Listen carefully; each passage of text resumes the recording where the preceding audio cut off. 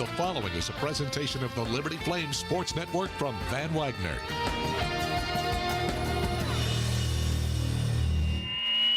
It's time for Liberty Flames Baseball on the Liberty Flames Sports Network from Van Wagner. The 2-1. Swing, ground ball, base hit, center field, and the Flames will walk it off! And this ball is driven to deep center field. Onto the track, at the wall, it's out of here! Camden Troyer goes into launch mode. In 2025, Liberty Baseball begins a new era with first-year head coach Bradley LaCroix. Our ultimate goal is to win championships, play in the postseason, and hopefully one day get to Omaha. With new coaches and a slew of new faces on the roster, these Liberty Flames are ready to show Conference USA they're here to win. We're going to be aggressive, hard-nosed, competitive, but just like I told the guys, we're going to have fun. We're going to enjoy this. Diving try, made the catch in left center field. 3-2, strike three called outside corner. Dylan Matheson with the strikeout to end it. Follow Flames baseball all season long, right here on the Liberty Flames Sports Network from Van Wagner. This is Liberty University Baseball on the Liberty Flames Sports Network from Van Wagner. You're locked into the Flames on Deck Circle, powered by Segra. Stay tuned for an in-depth look at today's game, including our daily chat with Flames head coach Bradley LaCroix, sound from the clubhouse, scores from around Conference USA, and more. Today's pregame coverage is presented by Segra, a proud partner of Liberty University. Segra offers customized business technology solutions. Learn more at Segra.com. Liberty Baseball is also brought to you by Carter Bank, life lived full. By Foster Fuels, providing reliable service for 100 years. Freedom First Credit Union, start banking for good with Freedom First today. Carl Miller Realty, caring, competent, trusted advisors. And by Lynchburg Nissan, nobody beats our prices, nobody. It's time for the Flames on Deck Circle, powered by Segra. Now we take you to the ballpark for exclusive pregame coverage of Liberty Baseball on the Liberty Flames Sports Network from Van Wagner. Hello and welcome to Bowie's Creek, North Carolina. It is time for Flames Baseball here on the Liberty Flames Sports Network from Van Wagner. Nick Pierce speaking to you from Jim Perry Stadium on the Campbell University campus, where today the Liberty Flames will finish out this 5-game road trip. Liberty and Campbell getting set to meet up for one meeting here in this midweek contest between the Flames and the Camels. Former Big South foes getting together. It'll be the only meeting between these two ball clubs here this year. Campbell made the trip to Lynchburg last year. Liberty returning the favor here this year. Well, the Flames would love to end this road trip on a winning note. It's been an up-and-down trip for the Flames. They are 2-2 after losing 2 of 3 over the weekend against UNC Wilmington. Liberty now 7-4 overall on the season coming into this one here today. Meanwhile, the Camels are 4-7 after Campbell also lost its weekend series to Georgia Southern. So the Camels 4-7, 4-4 here on their home turf. Liberty 3-2 on the road this year overall. And as I said, 2-2 on this road trip. And it has been a bit of an up and down trip for the Flames, who came out like gangbusters in the first game against Duke. The Flames pounded the Blue Devils 12-4, hit 5 home runs in that game just 6 days ago. Then over the weekend, it was a struggle to score. The Flames scored about an average of 3.3 runs per game. And the Flames were only able to win 1 of those 3. Scored 3 runs on Friday, 4 runs on Saturday, and then 3 on Sunday, as the Flames dropped the series to the UNC Wilmington Seahawks 2 of 3. And a big reason was the Flames could not cash in on opportunities that they had. Hit just 4 for 21 with runners in scoring position, stranded 19 men in that 3-game series, and did not score in 21 of 27 innings played. It's usually not a formula for success. The Flames on the road trip are hitting just .203 collectively. 12 of the 22 runs they have scored on this trip came in that one game, and that was at Duke. On the bright side, Liberty is pitching very well. The Flames have a 3.97 ERA on the trip, 33 strikeouts to just 8 walks over 34 innings, and they've made just 3 errors in 4 games. So the pitching and defense has been there for Liberty. Need the bats to get going a little bit here. Flames will make a tweak or two to the starting lineup here tonight. We'll tell you more about that a little bit later on. As you look at the starting pitching matchup, the Flames will send junior right-hander Dylan Matheson to the mound. He's 1-1 on the year, making his 5th start. Had a bad outing against UNCW in the first game of that series down in Wilmington. He's looking to bounce back here today. 1-1 with a .470 earned run average on the year for the junior right-hander Dylan Matheson. He'll be opposed by a sophomore right-hander Mason Smith for Campbell. He has been their midweek starter through the first couple of weeks of the season. 2 starts, 1-0 record with a 2.89 ERA. 13 strikeouts to just 4 walks in 9 1/3 innings pitched. And he's given up just 6 base hits. That's an opposing batting average of 176. So Smith for the Camels, Matheson for the Flames. A couple of right-handers will be dueling down here in Bowie's Creek at Jim Perry Stadium. Flames' first trip here since the 2021 opening day series when the Flames played 3 down here against Campbell. They lost 2 of 3 that weekend. The Flames, though, in the all-time series lead by just 1 game, 30-29 advantage for the Flames. This will be the 60th all-time meeting coming up here with first pitch just after the top of the hour at 5 o'clock in Bowie's Creek. Gorgeous day, gorgeous weather. Temperatures close to 70 degrees as we get this one underway. We should be down to around 60 degrees by the end of the ball game here tonight. So couldn't ask for much better. Winds blowing out across the field from right to left as we look out right now. Closing in on game time just after 5 o'clock. Flames have their road grays on. They are playing some catch down along the right field line right now, getting loose as first pitch is on the way. We'll step out. We'll take a break. When we come back, we will have a look around Conference USA and the out-of-town scoreboard built by Frank Good Builders. Lots to tell you about as we update you on some of the win-loss records of other teams around Conference USA. We've got conference play coming up here in a couple of weeks. So never too early to start looking around the rest of the league and tell you what else is happening around college baseball as well. You're locked into pregame coverage of Flames baseball from Van Wagner on the Liberty Flames Sports Network. And coming up, we'll have more of our On Deck Circle powered by Segra after you hear this. At Carter Bank, we believe life is best lived full of opportunities and dreams, of goals achieved and promises kept. We've been creating opportunities for more people and businesses to prosper since 1974. That means great local lending, convenient access to your money, accounts and guidance that make it easier to get more done. We are Carter Bank, the preferred community bank of Liberty Flames Athletics. Visit carterbank.com to learn more. Member FDIC, Equal Opportunity Lender. Hey, Flames fans, Gentry Lock is fired up to join in the excitement this season. Gentry Lock Attorneys knows it's all about preparation, precise teamwork, and a competitive spirit for the hard-fought wins. We've got that down. With our fierce drive to succeed, uncommon thinking, and extensive resources, Gentry Lock helps businesses thrive. We are downtown at 801 Main Street, and we serve the Commonwealth and beyond with offices in Roanoke, Richmond, and Norfolk. All the ways Gentry Lock can help clients succeed is waiting for you at gentrylock.com. Looking to buy a home or refinance a mortgage? Now is the time to take advantage of your one-of-a-kind offer from Alcova Mortgage. As an employee or alumni with Liberty University, you are eligible to receive a lender credit that equates to 1% of your total loan amount up to $5,000. This offer provides you with some much-needed savings while also helping you tackle your closing costs. Visit alcova.com/liberty today for details. Offer does not apply to broker loans. Alcova Mortgage, NMLS ID 40508, NMLSconsumeraccess.org, Equal Housing Lender. Thompson Brooks Insurance has been serving Virginia for over 35 years, helping individuals and businesses with their insurance and investment needs. The team at Thompson Brooks is experienced in understanding Medicare, retirement planning, life insurance, the healthcare marketplace, and group insurance benefits.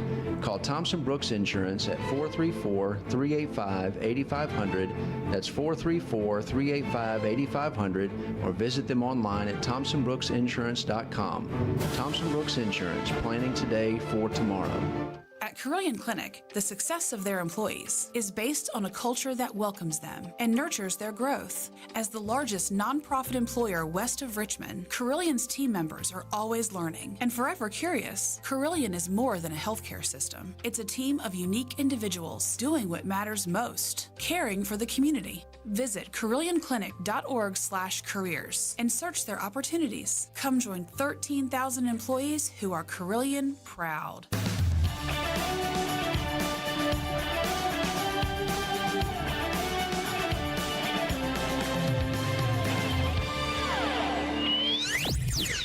Pre-game coverage of Liberty Baseball on the Liberty Flames Sports Network from Van Wagner continues with the Flames on Deck Circle, powered by Segra. This portion of the show is brought to you by Aqua Pros, pools, hot tubs, and hearth. First pitch coming up just after the top of the hour with Liberty and Campbell in this midweek contest. Nick Pierce back here with you from Jim Perry Stadium on the Campbell University campus here in Bowie's Creek, North Carolina. Let's look at the Conference USA scoreboard built by Frank Good Builders. And a couple of ball games that were played yesterday. Don't see many Monday midweeks, but Oakland topped New Mexico State 8-5 out in Las Cruces, and Western Kentucky has been busy of late. They swept a 4-game series this weekend from Central Michigan. Turned around and played another midweek game yesterday against Tennessee Tech. The Hilltoppers beat them 15-4. Western Kentucky trying to make up for some of those games they lost early in the year due to weather.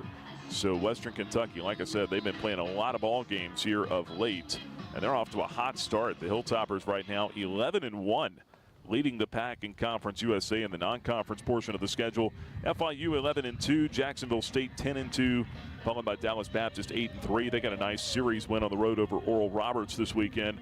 Liberty then at 7-4 to round out the top 5 right now in CUSA. Rough start to the year for Sam Houston. The Bearcats are just 2-9. They've lost their last 4. Kennesaw State 5-8, reeling a little bit. Then a couple of 6-5 clubs, Louisiana Tech, Middle Tennessee, while New Mexico State is 7-5. A look at what else is happening around CUSA today. Western Kentucky actually appears to have the day off today. One game in progress at the moment, a couple of games in progress at the moment. Top of the second inning in Atlanta. Kennesaw State leading at Georgia Tech 3-2. And just underway in Jacksonville, Alabama, number 23, Alabama taking on Jacksonville State. They're just getting started in the top of the first. Other games coming up at the top of the hour. Middle Tennessee is at Austin Peay. 7 o'clock first pitch tonight in Miami. It will be the University of Miami taking on FIU at FIU. Again, 7 o'clock first pitch there. Nichols is at Louisiana Tech at 7 o'clock.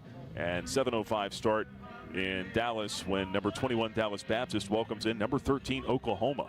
That'll be a good ball game tonight down in Dallas-Fort Worth. Let's look at what else is happening around Conference USA baseball. Then around Liberty Athletics, got a softball game happening at the moment back on campus. That game was moved up a day due to the storms in the forecast for tomorrow. Liberty and JMU were supposed to play tomorrow. We were going to broadcast that game for you, but obviously cannot do that on the same day as a baseball game when they moved the game up a day to Tuesday.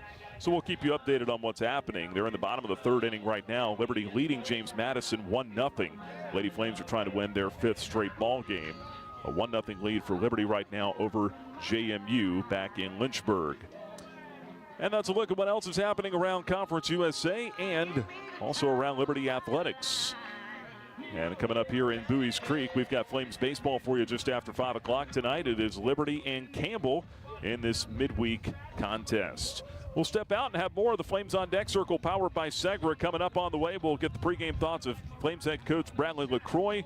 But for right now, let's take you back to Sunday's ball game and bring you our play of the game presented by Freedom First Credit Union.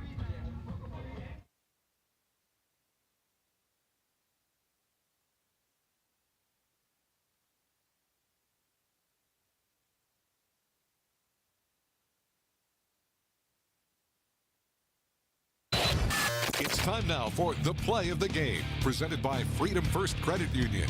Freedom First, where people bank for good. Put the Flames back in the dugout without any more damage. Next pitch, line drive. What a sliding catch. To his left, Sorensen at first gets up and takes it to the bag.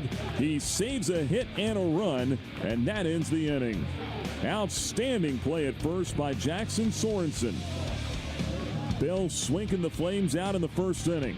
That was the play of the game, presented by Freedom First Credit Union, where people bank for good. Stay tuned. We've got more of the Flames on Deck Circle, powered by Segra, coming your way after you hear this from Van Wagner on the Liberty Flames Sports Network.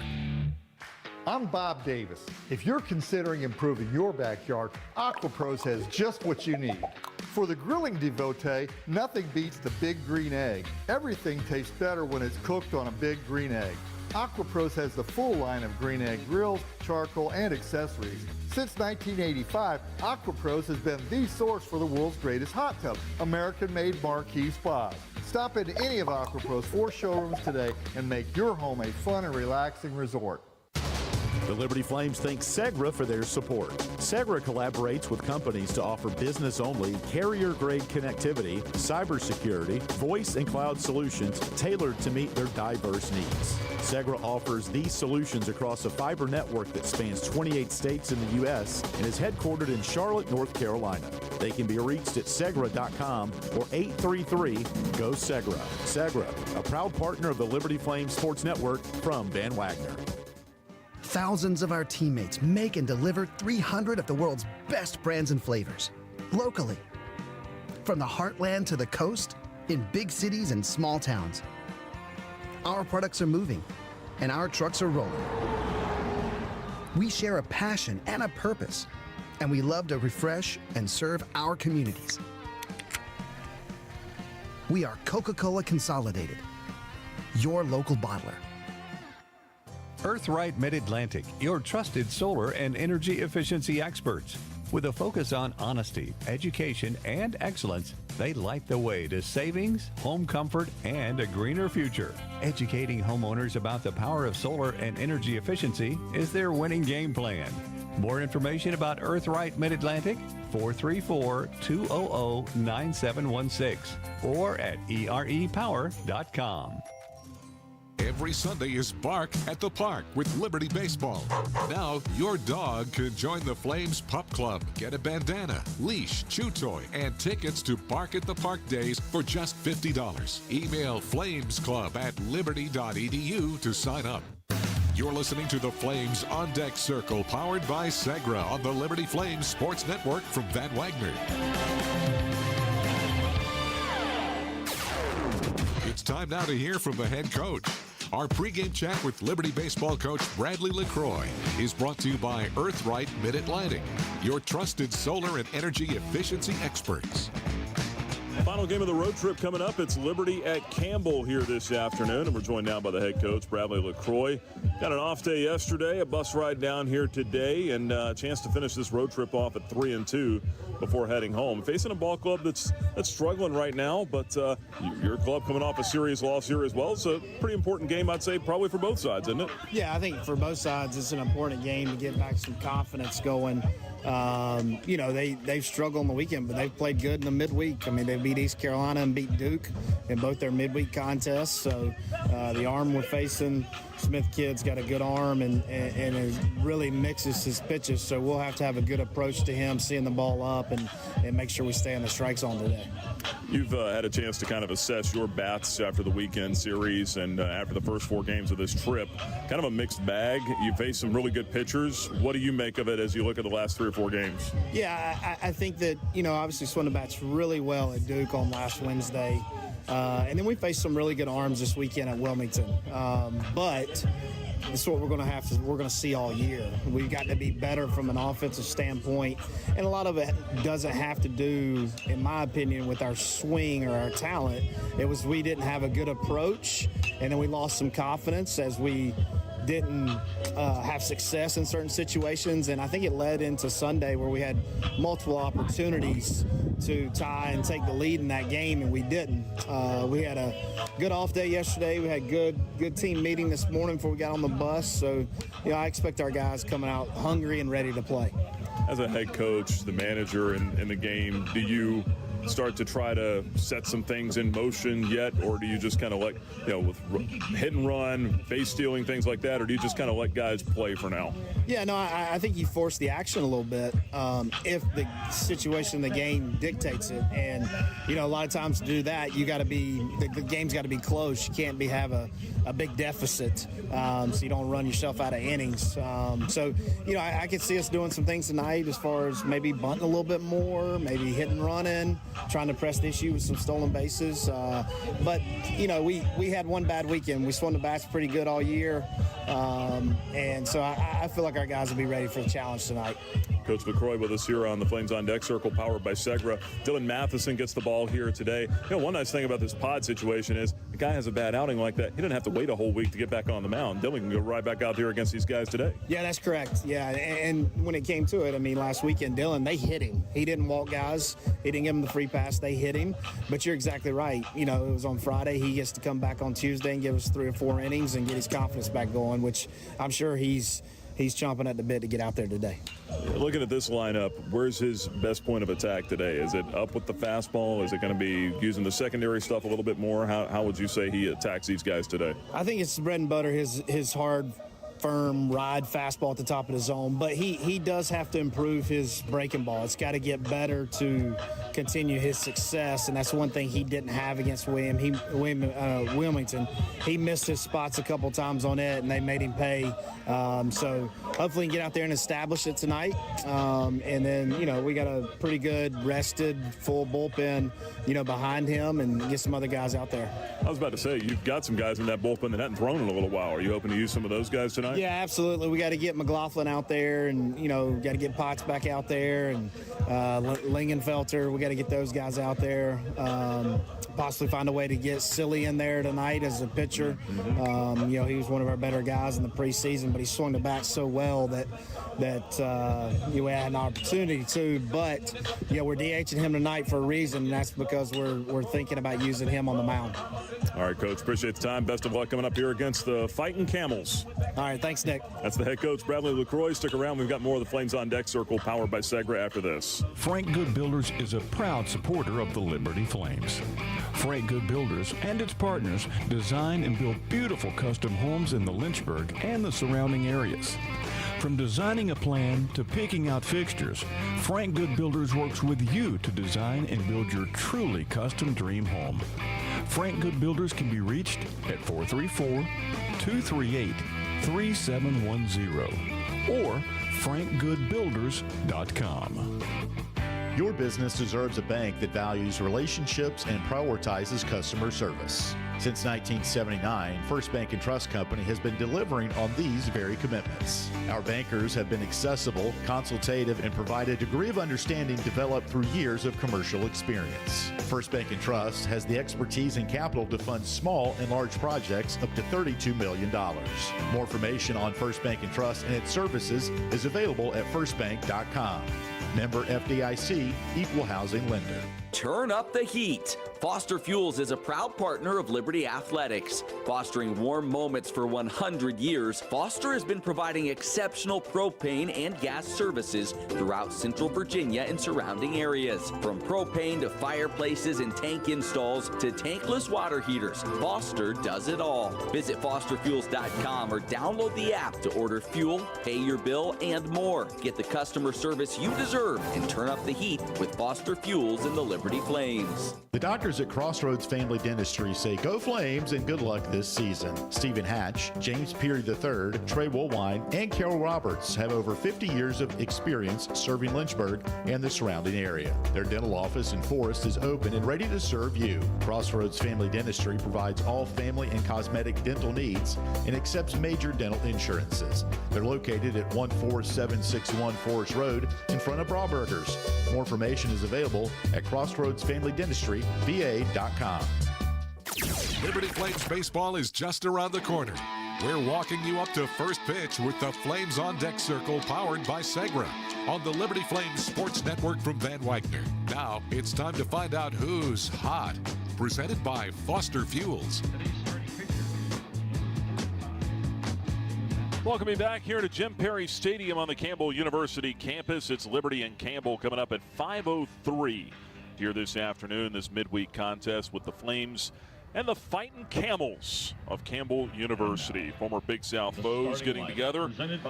Time to tell you who's hot, presented by Foster Fuels. And to be blunt, it's a little tough to find somebody who's hot in that lineup after this weekend. Liberty did not have a whole lot of success hitting the ball. 4 for 21 with runners in scoring position. Some guys in the middle of the lineup that went hitless during the weekend. But if you look at the course of the season, I think you probably go with Landon Seeley, Flames third baseman. He continues to lead this club with a .375 batting average, 4 doubles. He had an RBI double in the ball game on Sunday. And he leads the club with 15 hits and a .422 on base percentage. So Landon Seeley, that's who's hot coming into this ball game. He'll hit in the 6th spot and DH here tonight. Tell you more about that here in just a moment as we bring you the starting lineups. Presented by Century Exteriors for the Flames under first-year head coach Bradley LaCroix. In the leadoff spot, playing center field, it's the Florida transfer Michael Robertson. Batting second and playing short is Tanner Marsh. Hitting third, playing third base today, Jackson Sorensen. Cleanup man is the left fielder Nick Barone. Batting fifth in right field, Camden Troyer. And hitting sixth is the aforementioned DH, Landon Seeley. Batting seventh at first base tonight is Riley DiCandido. Tucker Moore will catch and bat eighth. And the freshman, Cal Early, will get another start at second base. He bats ninth. Robertson, Marsh, Sorensen, Barone, Troyer, Seeley, DiCandido, Moore, and Early. The starting 9 for the Flames, with junior right-hander Dylan Matheson on the mound. On the other side for Campbell, they are under first-year head coach Chris Marks. Although he will not coach tonight, he is suspended for this game and the Friday game due to an ejection in the final game of the series against Georgia Southern over the weekend. Tell you more about that a little bit later on. The acting head coach for this one will be Adam Wise for the Camels. He'll coach first base. In the leadoff spot for the Camels, it's the shortstop Darnell Parker. He's followed by the second baseman Jonah Alster. Alster batting second, playing second. Hitting third, it's the catcher Andrew Schultz. Cleanup man is the designated hitter Jackson Thompson. He's followed by Joey Morton, the first baseman, batting fifth. Hitting sixth, playing left field, is Jet Music. One of the great names in college baseball. Jet Music batting sixth and playing left field. Hitting seventh at third base, Charlie Meglio. Andrew Keller will play right field and bat eighth. And batting ninth in center field, it's Joe Simpson. Parker, Alster, Schultz, Thompson, Morton, Music, Meglio, Keller, and Simpson. Starting 9 for the Camels, and their starting pitcher, sophomore right-hander Mason Smith. Starting lineups are presented by Century Exteriors. Coming up, we've got the ball game. Liberty and Campbell next on the Liberty Flames Sports Network from Van Wagner. First pitch is just moments away. Today's first pitch is presented by Relevant Law. You've been listening to the Flames on Deck Circle, powered by Segra. Coming up, we've got the ball game right here on your home for Flames baseball, the Liberty Flames Sports Network from Van Wagner. What's important isn't that Freedom First has been in business since 1956. What's important is how we've been doing business since 1956. Since day one, we have been accountable to our members, not stockholders. We make loans that cost less, offer savings plans that pay more, and give back to our community. And that hasn't changed. What has changed is our ability to serve you with more locations and more technology to simplify your financial life. Freedom First. It's a place where anyone in our region can bank for good. Are your feet preventing you from living life? Hi, I'm Jonathan Cotton, and you may have heard my Good Feet story, how I love my arch supports so much that I bought the store. Since then, thousands of customers have found relief from foot, knee, and back pain. I love to hear their stories of walking, running, and just enjoying their new life pain-free. Don't let foot, knee, or back pain keep you from living the life you love. Come into the Good Feet store for your free fitting and test walk. Visit goodfeet.com for the location nearest you. We look forward to seeing you soon at the Good Feet store. 11 West is a proud sponsor of the Liberty Flames. 11 West specializes in apparel screen printing, embroidery, sew-on, and flat printing. From the design phase with their graphics arts team to the finished product, 11 West collaborates with each client to craft custom apparel and promotional products. For more information, visit 11west.com, call 540-639-9319, or stop by their location at 6598 New River Road in Radford. 11 West, outfitting America and logo wear. Score big at Haley's Appliance and Haley's Outdoor in Lynchburg with major brands of appliances that will make your house feel like a home and outdoor equipment to have your yard looking its best. Haley's puts customer service first. They deliver and service all of the products they sell and will take care of the process from start to finish. Log on to Haley's.com today for product availability. Haley's Appliance and Haley's Outdoor in Lynchburg is a proud sponsor for Liberty Flames Athletics.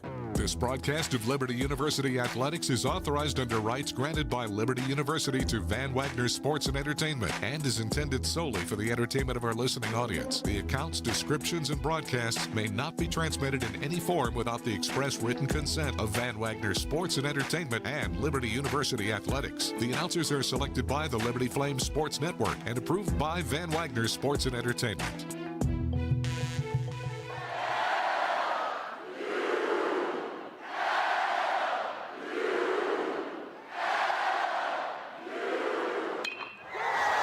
It's time to play ball.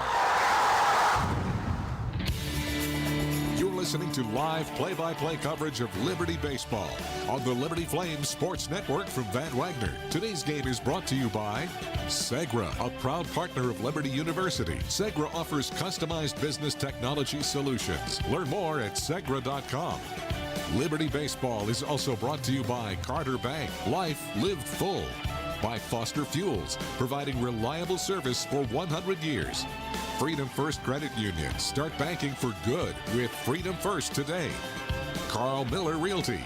Caring, competent, trusted advisors. And by Lynchburg Nissan. Nobody beats our prices. Nobody.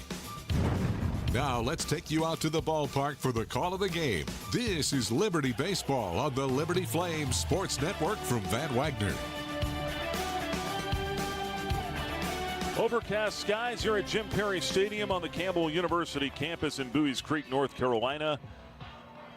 A little bit of sun trying to peek through. Lights are on here at the ballpark as the Liberty Flames and Campbell Camels get set to get this one underway here. I'm Nick Pierce. So glad you are with us. The 60th all-time meeting between the Flames and Camels, former Big South foes, getting together here tonight. Liberty 7-4, Campbell 4-7. Michael Robertson steps to the plate here to lead it off. The Flames center fielder bats from the left side. And the first pitch of the ball game from Mason Smith is a fastball missing inside. We are underway at 5:03 here in the Creek. 1 ball and no strikes on Robertson. Here's the 1-0. That one down and in. 2 balls and no strikes to Michael Robertson. Robertson over the weekend, 3 for 12 with a double and 2 RBIs. Next pitch in for a strike.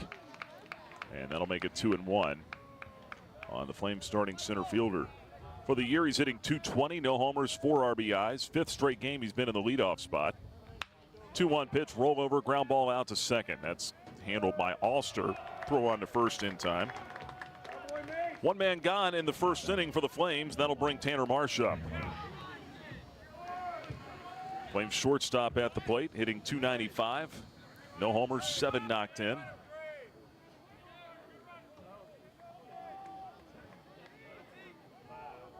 Climbs into the right-handed batter's box. Flames wearing their traveling grays here tonight.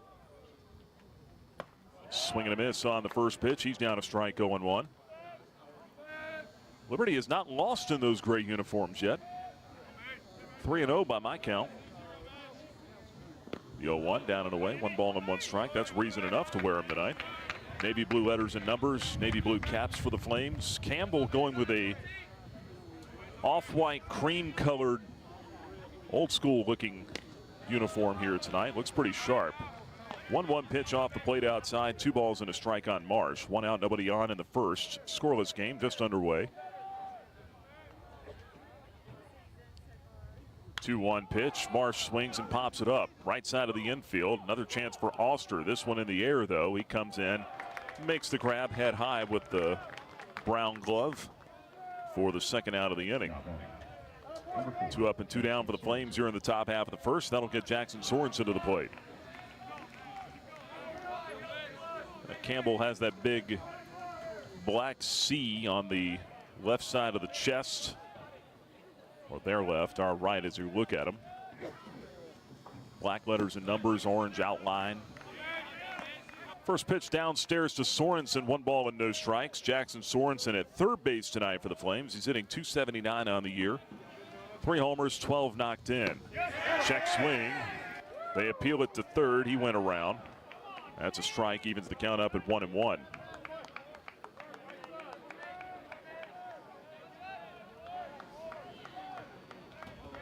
Sorensen had a home run over the weekend. Breaking ball swung on and missed, 1-2 the count. Unfortunately for him, that was the only hit he had on the weekend. Went 1 for 12 with the home run. It's 3 for 17 on this road trip to this point. 2 out, nobody on. They have a shift on Sorensen. 3 men on the right side. Here comes the 1-2. Lunge and a miss, strike 3. Couldn't get a changeup. Strikeout ends the inning. 1-2-3. Mason Smith retires the side in the top half of the first. Flames go down in order. We will go now to the bottom half of inning number 1 in Bowie's Creek.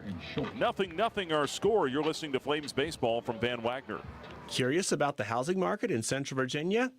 The caring, competent, trusted advisors at Carl Miller Realty have over 100 years of combined experience. We are committed to helping clients make informed housing decisions. For a winning game plan and to discover the value of your home, visit carlmillerrealty.com to make your next move a slam dunk with our winning team. That's carlmillerrealty.com. Move those coffee chains, Flames fans, and go local. Central Virginia's own Ironclad Coffee Roasters and Baking Company is the premier coffee partner of Liberty Athletics. Pay them a visit at one of their cafes in the Richmond area or at the Richmond International Airport. They'll also ship their specialty grade coffee straight to your door. Visit ironcladcoffee.com, that's www.ironcladcoffee.com, to check out the coffee Flames fans are talking about. Can't get enough Flames baseball? Download the Liberty Flames Clubhouse Report, presented by Freedom First Credit Union each week on the Liberty Flames podcast. Just search Liberty Flames wherever you get your podcasts.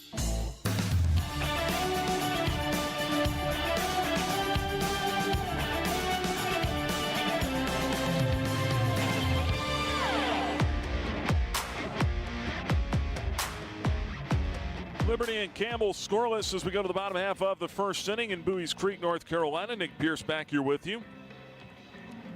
Flames go down in order 1-2-3 in the top of the first. Go to the bottom half now. Dylan Matheson will get his first throws off the mound here tonight. Right-hander out of Pennsylvania in his second year with the Flames.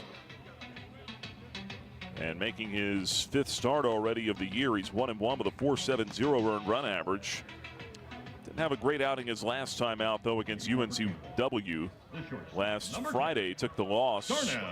3 innings pitched, gave up a season-high 7 hits, including a couple of home runs. Allowed 5 earned runs. That was also a season-high. A walk and 5 strikeouts for him on 60 pitches last Friday. He was in the zone. 60 pitches, 42 strikes, 18 balls, but just got hit too much. We'll try to get it turned around here tonight against Campbell. Darnell Parker, the shortstop, leads it off at the plate for the Camels. Right-handed batter stands in. First one on the way from Matheson, and he plunked him. Got him on the arm with a fastball, and that's an inauspicious start here in the bottom half of the first. Runner to first base for the Camels. As Parker gets hit for the 6th time this year. Guy's got a .591 on base percentage, so he just finds a way to get on. And unfortunately, Matheson just made it real easy for him. Here is Jonah Oster now. Junior second baseman hitting in the 2 spot, .233 average on the year. They make sure that Parker is okay down there at first base. He'll stay in the ball game. Oster coming to the plate now. .233, 3 homers, 7 RBIs. Right-handed batter. No score. Bottom of the first, runner at first. And the first one, a fastball missing just off the plate outside. 1 ball and no strikes on Alster. Over the weekend against Georgia Southern in that series loss, Alster 4 for 14 with a home run. Waggles the bat behind his right ear flap. Now the next pitch swung on. Comebacker to the mound. 1 bounce. Matheson goes to second. Out there. Early on to first. Out there. There you go. 1-4-3 double play. Erases the leadoff hit batsman. And just like that, 2 are out here in the bottom of the first. Great bounce back there from Dylan Matheson. Flames have now turned 11 double plays this year. 9 of the ground ball variety. And 2 outs, nobody on for Andrew Schultz. Right-hand batter stands in. First one on the way, in there for a strike with a slider, 0-1. Schultz batting .400 on the year. Had a couple of home runs and 14 driven in. Comes the 0-1 pitch to him. Taking low and outside, 1 ball and 1 strike. He's the CAA Player of the Week. Hit .615 with 11 RBIs in 4 games last week. 1385 slugging in that 4-game stretch. Those are video game numbers. Next pitch, breaking ball in for a strike on the outside corner. 1-2 now on Andrew Schultz.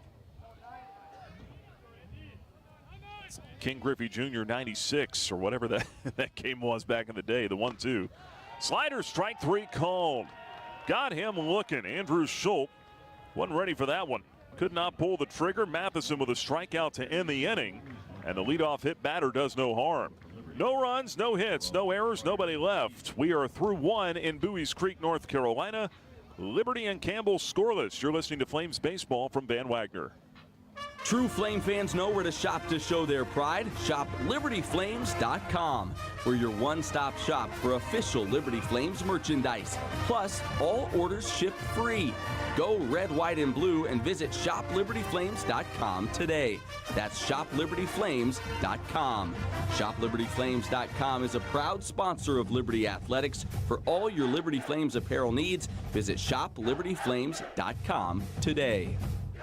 When it was time for my family and I to buy and sell our houses, we knew exactly who to call, and that was Jason Porter with Legacy Realty and Development. Hi, this is Nick Pierce, encouraging you to do what we did. Make the easy decision and call Jason Porter for all of your real estate needs. Thanks, Nick. And Flames Nation, let's talk about how we can serve you. Call or text me today, Jason Porter, at 434-258-8827. That's 434-258-8827, or email me at jasonporterrealestate@gmail.com. Thanks, and as always, go Flames.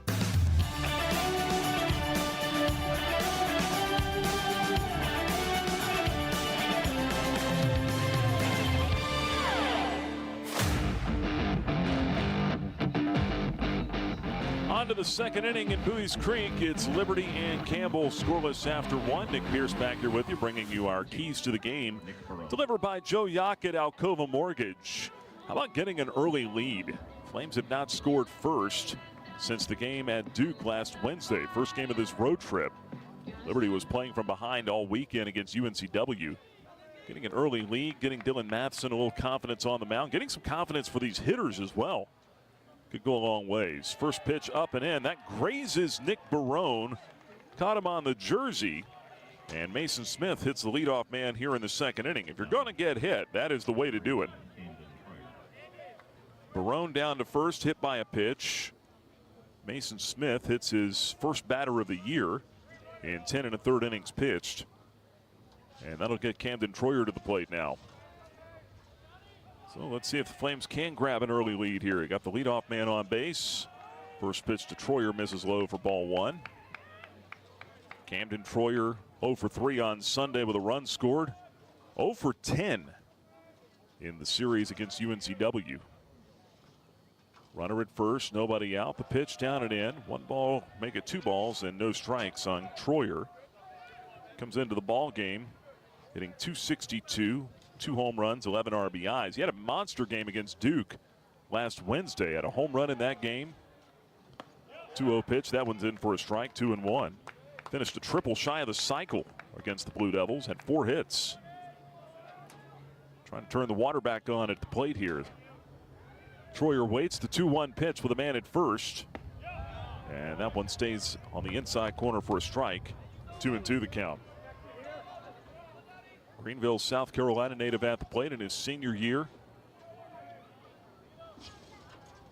2-2 pitch. Line the other way. Backhand stab it short. Parker goes to second for one. On to first. Not in time there. An outstanding play by the shortstop, Darnell Parker. Going down to one knee. Backhands that one off the carpet. Flips over to Auster covering the bag at second, but too slow developing up the middle with Parker going down to a knee to be able to get Camden Troyer on the double play. So it goes 6-4 on a fielder's choice instead, but a really good play to save a hit. Runner at first, one out now. Sun trying to come out here as Landon Seeley stands in for the right side. Swings on the first pitch, pops it up. Down along the right field line, Keller giving chase. So is Auster, so is the first baseman Morton, and none of them can make the grab in foul ground. That one drops along the right field line. Strike one on Landon Seeley. Flames and Camels scoreless in the top of the second. Seeley at the plate, the designated hitter tonight. Flames have hopes, plans of maybe getting him on the mound at some point here this evening. Sitting .375, has not pitched yet for the Flames. And the breaking ball misses low and outside. Runner takes off from first. Throw down to second, they got him. Camden Troyer with a little bit of a late break, tried to read that ball down and off the carpet. Pretty good pick by Schultz. And a good enough throw to second base. Auster gets the tag down on Troyer. And now two are out in the inning. It was 2-4 on the putout. Ball and a strike now, the count on Landon Seeley. If you're going to go on that, you got to go as soon as you see it. Next pitch, caught the outside corner for a strike. 1-2 now. And maybe just a little bit of a late read, a hint of hesitation in Troyer over there at first, and gets himself thrown out. Now the 1-2 with two outs is fouled back to the padded backstop here. Count stays 1-2. They've got padding on the backstop, but they've got a brick design cover to the padding down there, so it looks like brick, but it's actually padding. Wallpaper. Here's the 1-2. Upstairs, 2 balls, 2 strikes. Who said wallpaper went out back in the 80s? Got some wallpaper at my house I need to take down at some point. It's not as cool as bricks, though. It's like that old flower stuff. Here's the 2-2, swung on and missed. Strike 3, Seeley out of there to end the inning. Flames get the leadoff man on, can't do anything with him. 2 strikeouts for Mason Smith. That'll take us to the bottom half of the second inning in Bowie's Creek. Flames and Camels are scoreless. You're listening to Liberty Baseball from Van Wagner.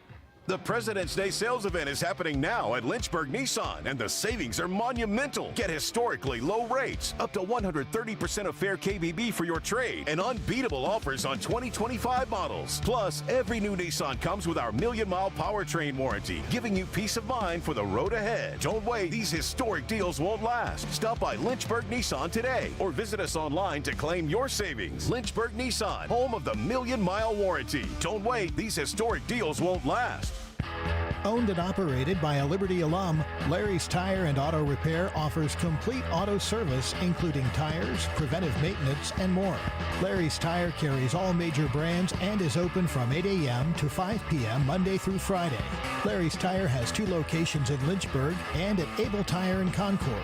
And coming soon, Larry's Tire will expand to a new service center in Forest.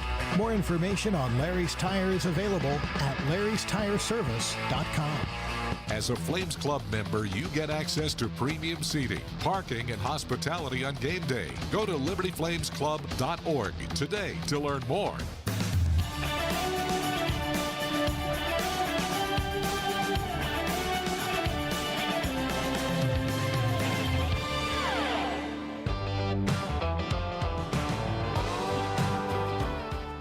Liberty and Campbell to the bottom half of the second inning in a scoreless ball game. You're in Bowie's Creek, North Carolina. Nick Pierce with you on the air tonight. Final game of a 5-game road trip for Liberty. Flames are back home this weekend for 3 with the Chippewas from Central Michigan. Friday, Saturday, Sunday series. And then the Flames are right back on the road, 2 at Clemson next week on Tuesday and Wednesday. Jackson Thompson leads off the inning here for Campbell. Left-hand hitter stands in, takes a ball upstairs, 1 ball and no strikes. DH, Jackson Thompson hitting .360 in 9 games. A pair of doubles. He's knocked in 5 as well. Flames have a shift on him on the infield. 1-0 pitch, that one in there at the belt for a strike. Thompson asking home plate umpire Shane Sullivan about it. Got a 4-man crew here. Give the rest of them after this next pitch. The 1-1 from Matheson. Swung on and missed. Fastball away, couldn't get it. 1-2.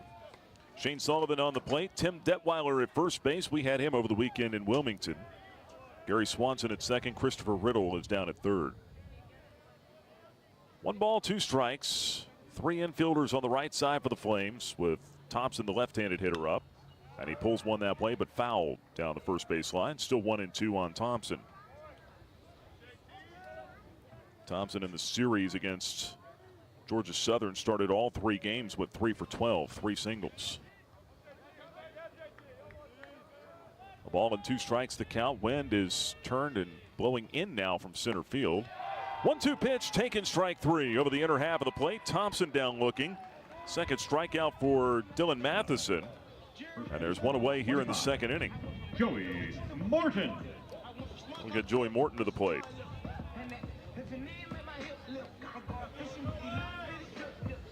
Dylan Matheson making start number 5 of the season. In his second year with the Liberty Flames. Began his career at California University of Pennsylvania, Division II school. Pitched there in 2023. First pitch in for, oh no, just a miss on the inside corner. 1 ball, no strikes. Pretty good spot there. Nothing doing though on Joey Morton. Left-handed batter at the plate. 1-0, there's a strike. Caught the outside corner that time. That'll even it up at 1-1 on Morton.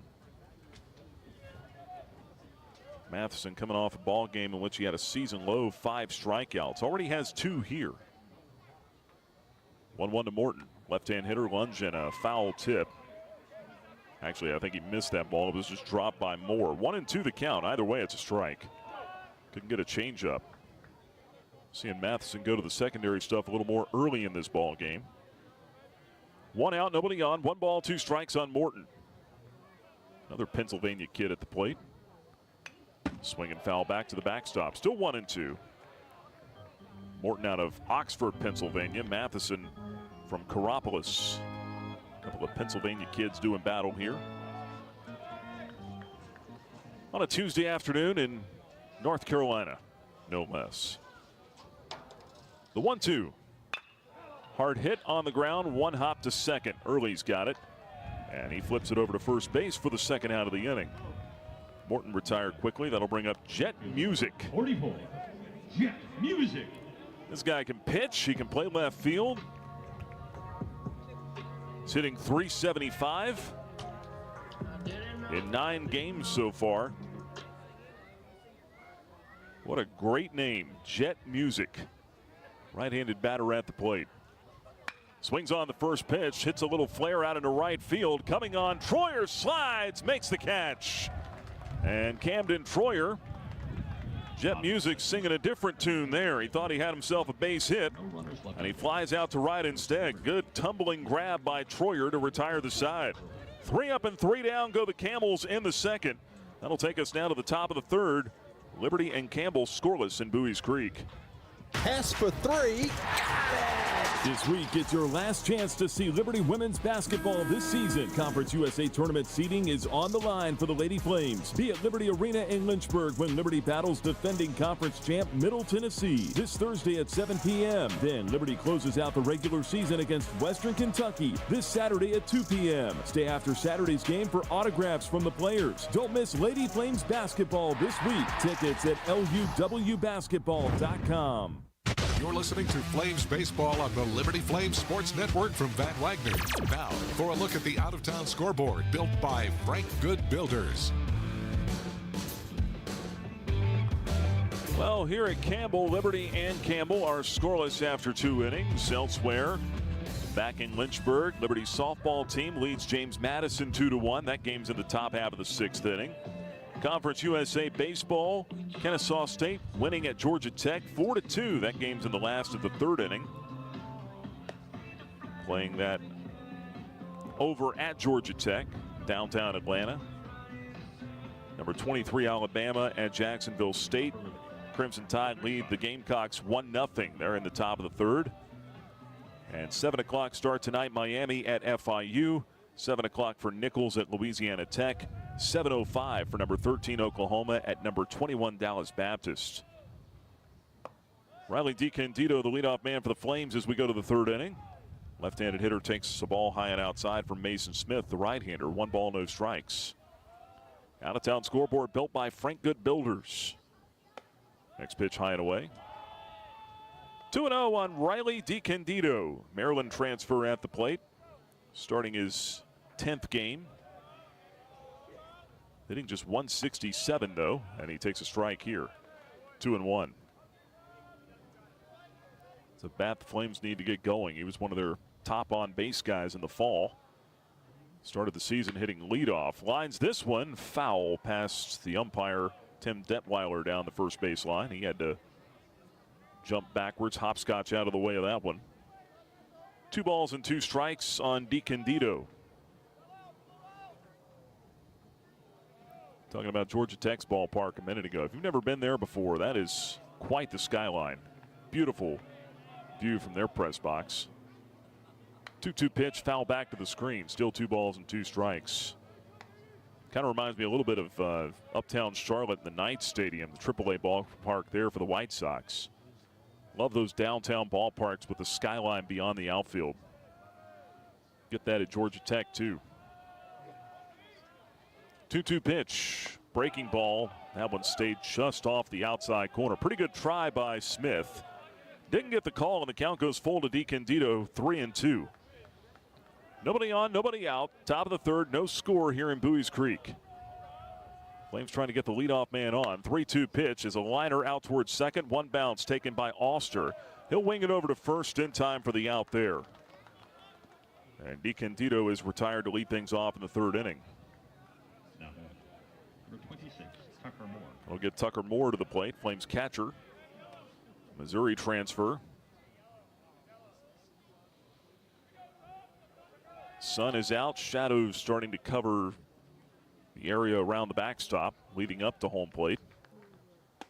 First pitch in for a strike to Tucker Moore. 0-1. Moore hitting just 176 on the year for the Flames. Pair of doubles, 4 runs knocked in. That next pitch just missed off the outside corner.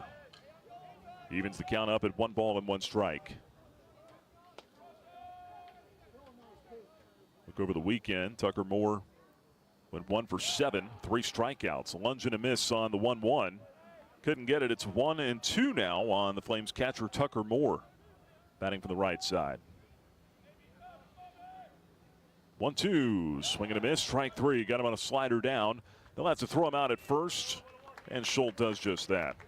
Strikeout for the second out of the inning, and number 3, strikeout number 3 on the day for Mason Smith. 2 gone, that'll bring up Cal Early. Flames and Camels scoreless in the top of the third, nobody on.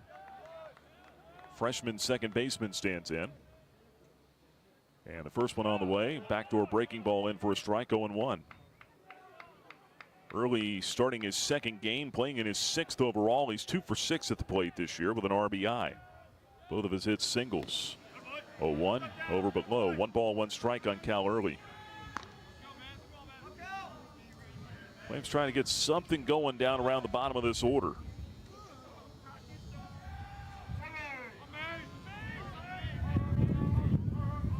Wind kicks up here. The 1-1 pitch is a spinner that stays upstairs.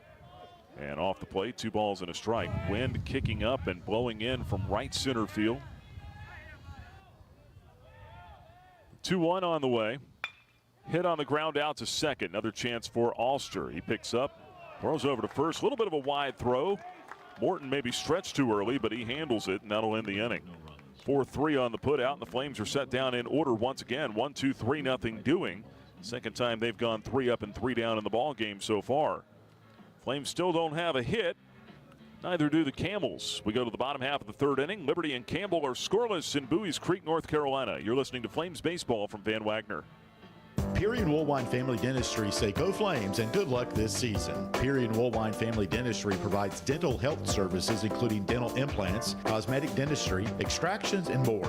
Their office treats patients of all ages and accepts major dental insurances. Peary and Woolwine Family Dentistry is located at 2229 Mural Road next to EC Glass High School in Lynchburg. You can reach the office by phone at 434-847-5331 and online at PearyFamilyDentistry.com. The Liberty Flames thank Segra for their support. Segra collaborates with companies to offer business-only, carrier-grade connectivity, cybersecurity, voice and cloud solutions tailored to meet their diverse needs. Segra offers these solutions across a fiber network that spans 28 states in the U.S. and is headquartered in Charlotte, North Carolina. They can be reached at Segra.com or 833-GO-SEGRA. Segra, a proud partner of the Liberty Flames Sports Network from Van Wagner. Flames baseball is on the air. You're locked in to the Liberty Flames Sports Network from Van Wagner.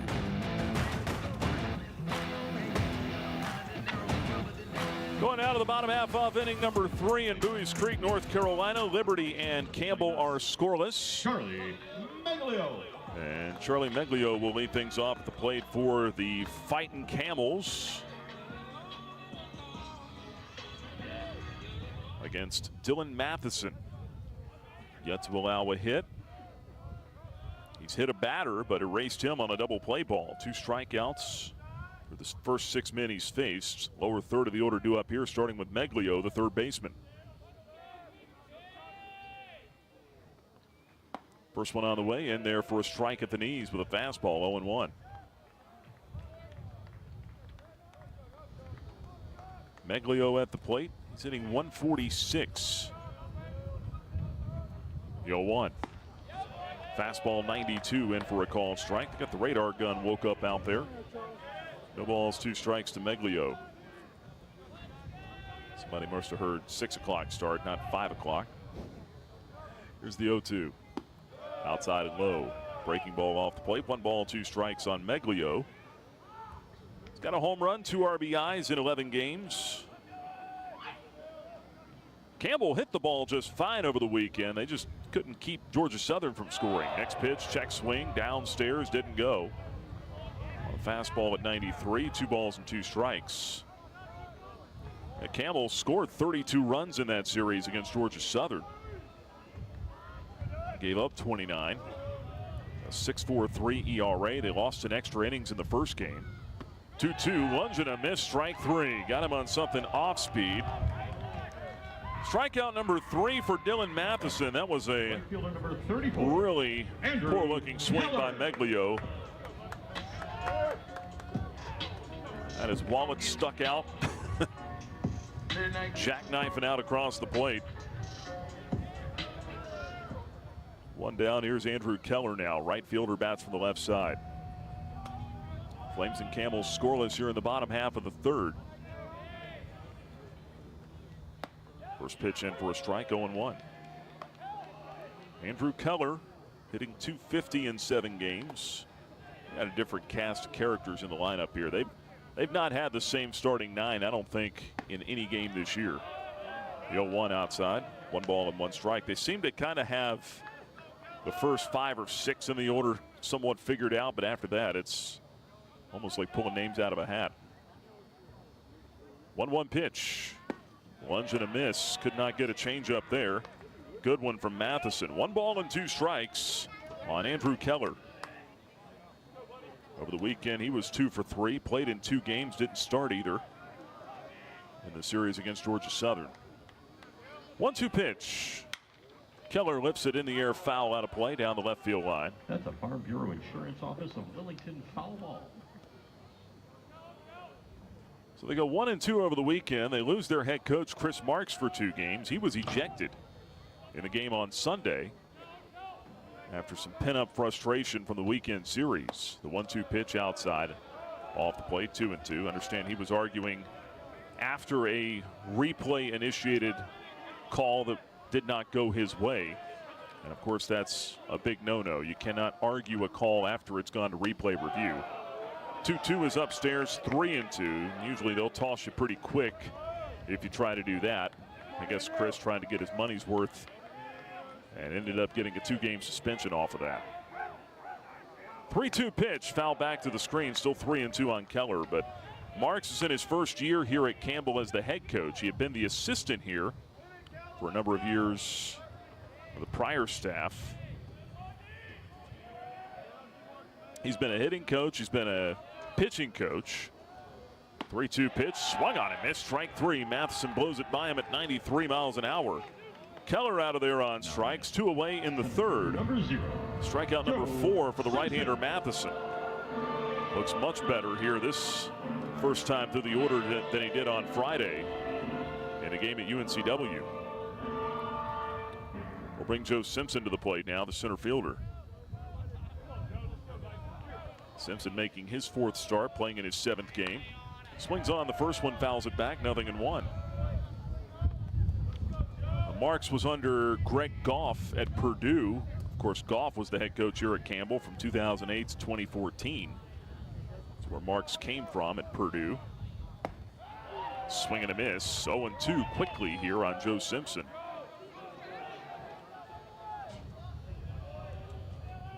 Marks was an assistant under Justin Hare here at Campbell from 2015 through 19. Here's the 0-2. Simpson spoils that one. Fouls it back on a breaking ball. Stays alive, still 0-2 on Joe Simpson. He's 4 for 12 on the year with a home run. 2 out, nobody on, bottom of the third, scoreless game. And the 0-2 from Dylan Matheson. Pop foul back, stays alive. Got a piece of the 93-mile-an-hour fastball, still 0-2.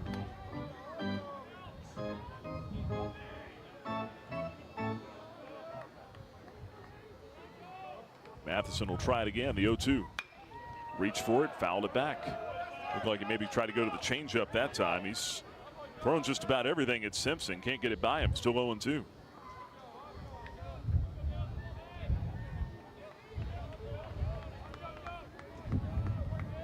Here we go again, 0-2 pitch.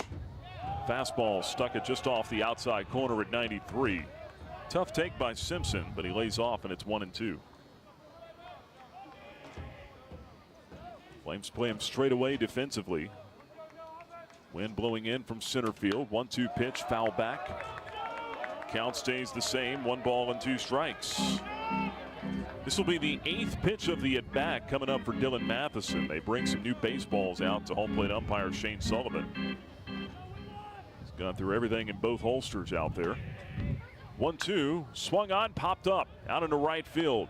Camden Troyer coming in as he circles off his route and makes a head-high catch to retire the side. So Dylan Matheson wins the war that time with Joe Simpson.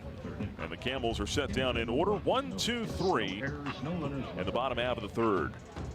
Put 3 in the books here in the Creek. We go to the top of the 4th. It's Liberty and Campbell still scoreless.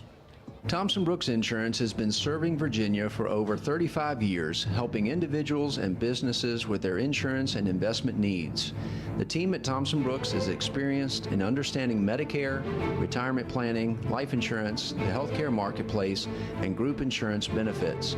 Call Thompson Brooks Insurance at 434-385-8500. That's 434-385-8500, or visit them online at thompsonbrooksinsurance.com. Thompson Brooks Insurance, planning today for tomorrow.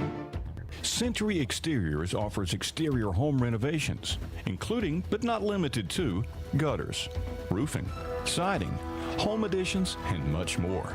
Century Exteriors makes the process seamless.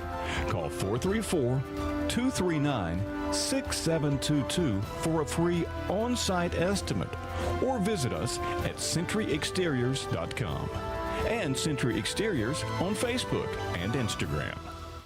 You're listening to Liberty Baseball on the Liberty Flames Sports Network from Van Wagner. Time now to check the Carter Bank box score.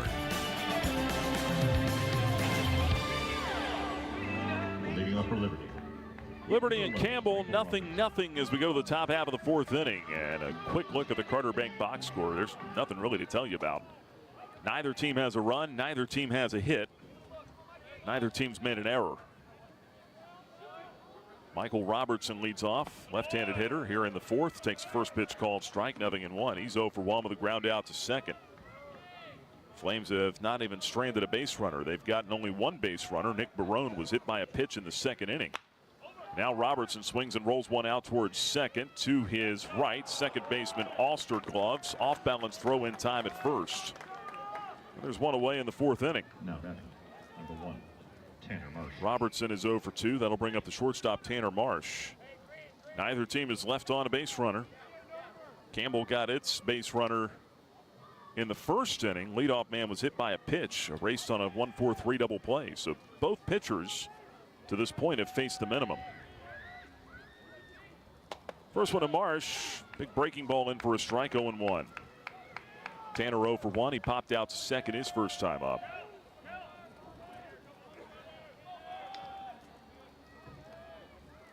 The 0-1. Pop foul back out of play. Quickly 0-2 on the Flames shortstop. Sophomore. Been playing in his home state all week. Asheboro, North Carolina native.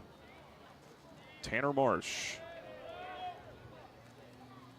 Next pitch, reach for it. Tapper off the end of the bat, past the pitcher, out to second. Tough play. Shovel pass to first in time by Alster. Looked like he shoveled that over there with a glove hand. Was able to get Tanner Marsh some oohs and ahs from the crowd and his own dugout. Number 4, Jackson Sorensen. Flash and leather, quite literally. And that'll bring up Jackson Sorensen. Better pick on somebody else.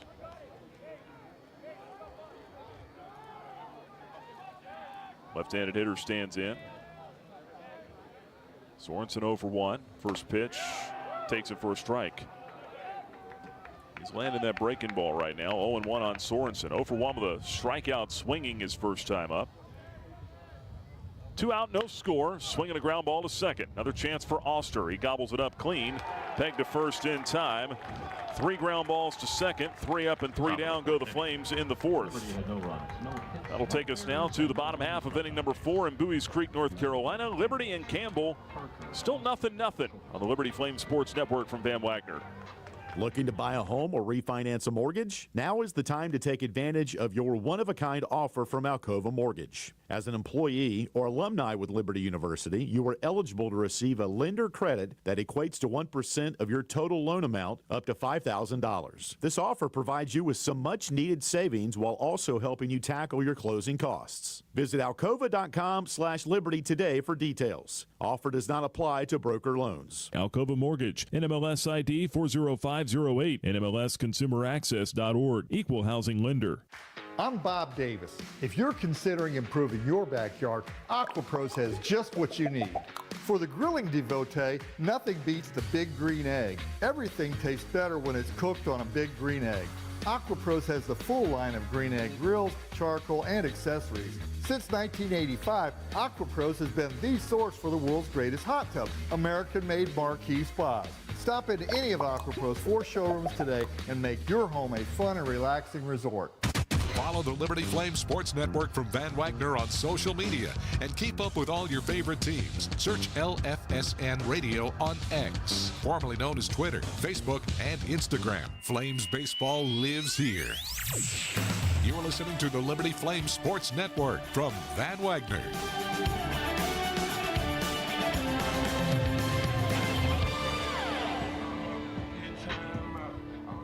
0-0 as we go to the bottom half of the fourth inning. Liberty and Campbell here on this Tuesday afternoon. Nick Pierce with you. Top of the order due up for the Camels. It'll be Darnell Parker, the shortstop, leading off against Dylan Matheson. Right-hander's first pitch bounced foul past third base. No balls and a strike. Parker hit by a pitch his first time up on the very first pitch that Dylan Matheson threw. He was back in the first inning. Then he was erased on a 1-4-3 double play ball. 0-1 to Parker. Off the plate and low. 1 ball and 1 strike. He'll be followed by the second baseman Alster, then the catcher Andrew Schultz.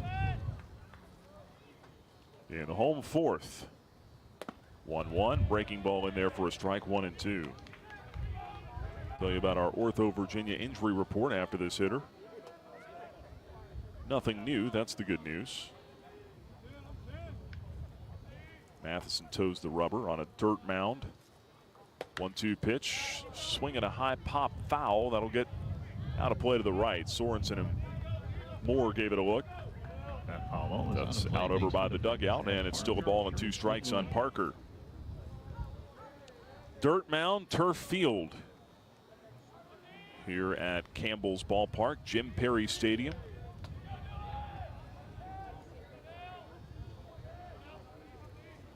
Former big leaguer Jim Perry, former Campbell Camel. 1-2 pitch outside, 2 balls, 2 strikes. Brother of the Hall of Famer Gaylord Perry.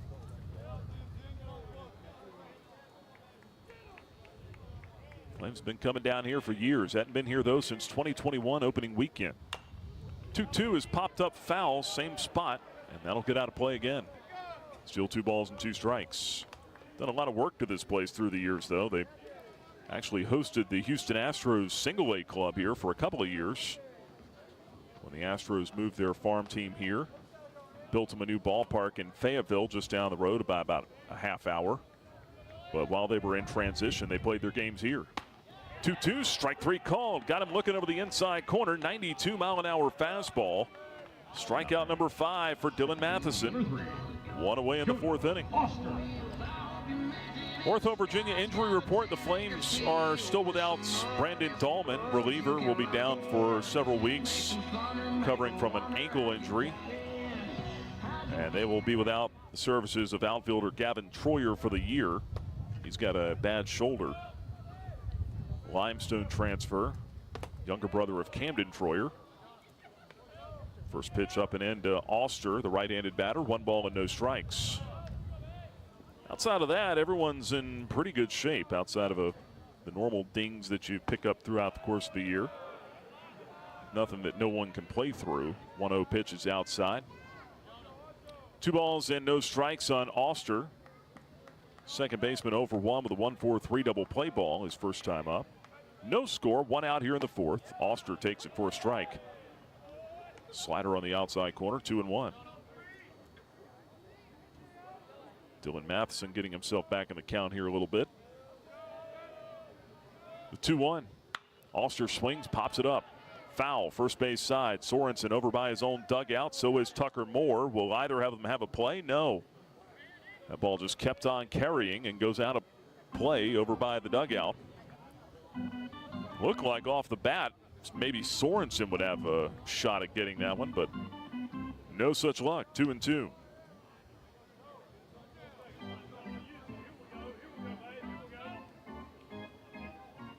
Decent crowd here for a Tuesday. They're spread out around the ballpark.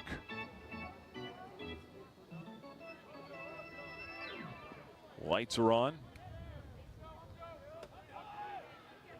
Sun setting. 2-2 pitch comes. Fastball misses outside at 93, and now the count is full. 3 balls, 2 strikes to Auster. Matheson has not walked anybody yet. Does have a hit batter. 5 strikeouts. Nothing the score here in the last of the 4th. 1 out, 3-2 pitch, foul back. Sent back into the screen. We'll do it over. Still 3-2 on Jonah Auster.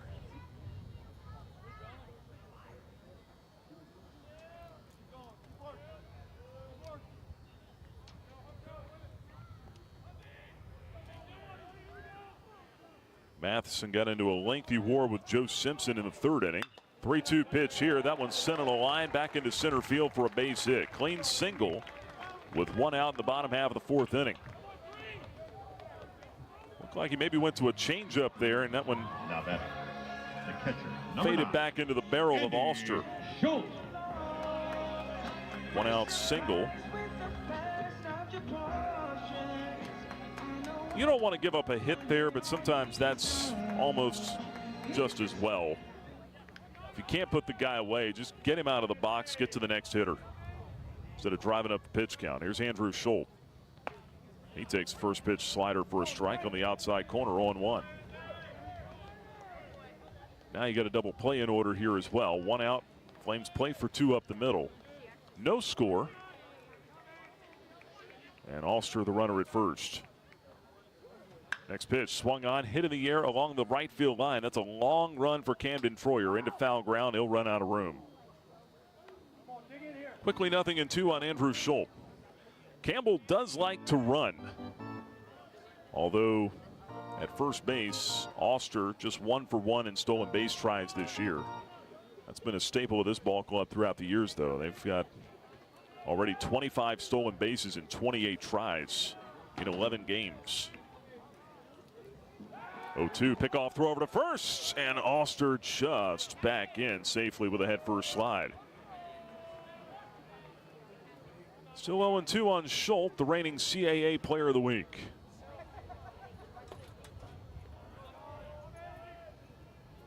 Right-hand batter waits. The pitch from Matheson. Swung on, liner to center field. That's going to lay down for a base hit. Robertson plays it on one bounce.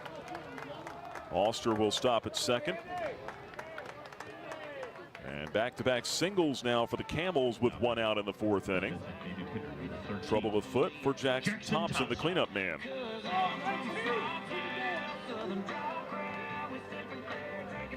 Thompson 3 out of 12 over the weekend in the series against Georgia Southern. He's 0 for 1 with a backwards K here today. A couple of runners on here for the Camels. First spot of trouble for Dylan Matheson here tonight in a scoreless game. The pitch. Thompson takes one just off the plate outside. Off-speed pitch misses. 1 ball and no strikes.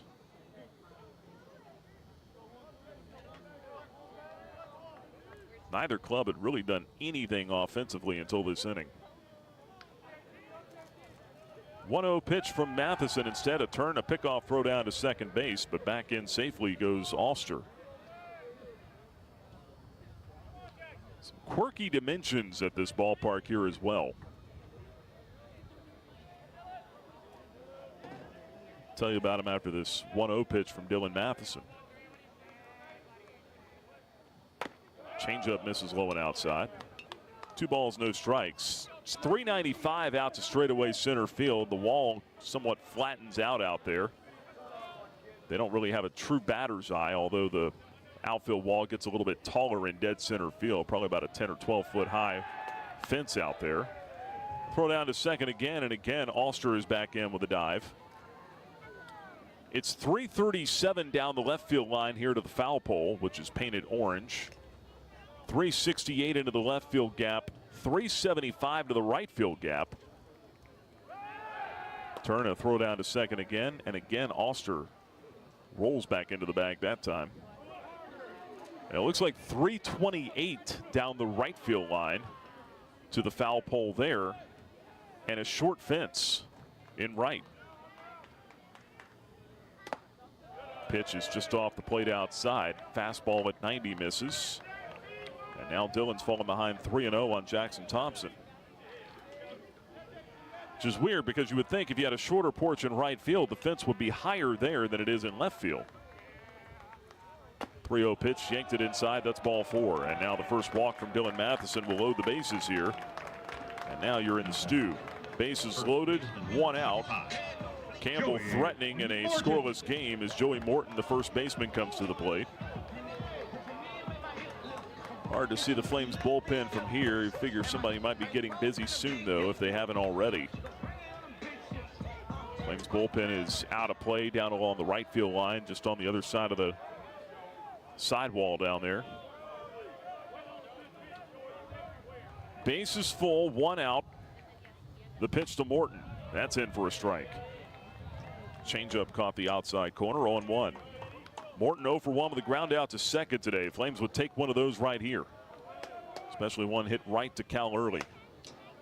Start a double play. The 0-1, swinging a chopper to short. Marsh has it, takes it off the mound on one big bounce, steps on the bag for 1 and throws on to first for 2.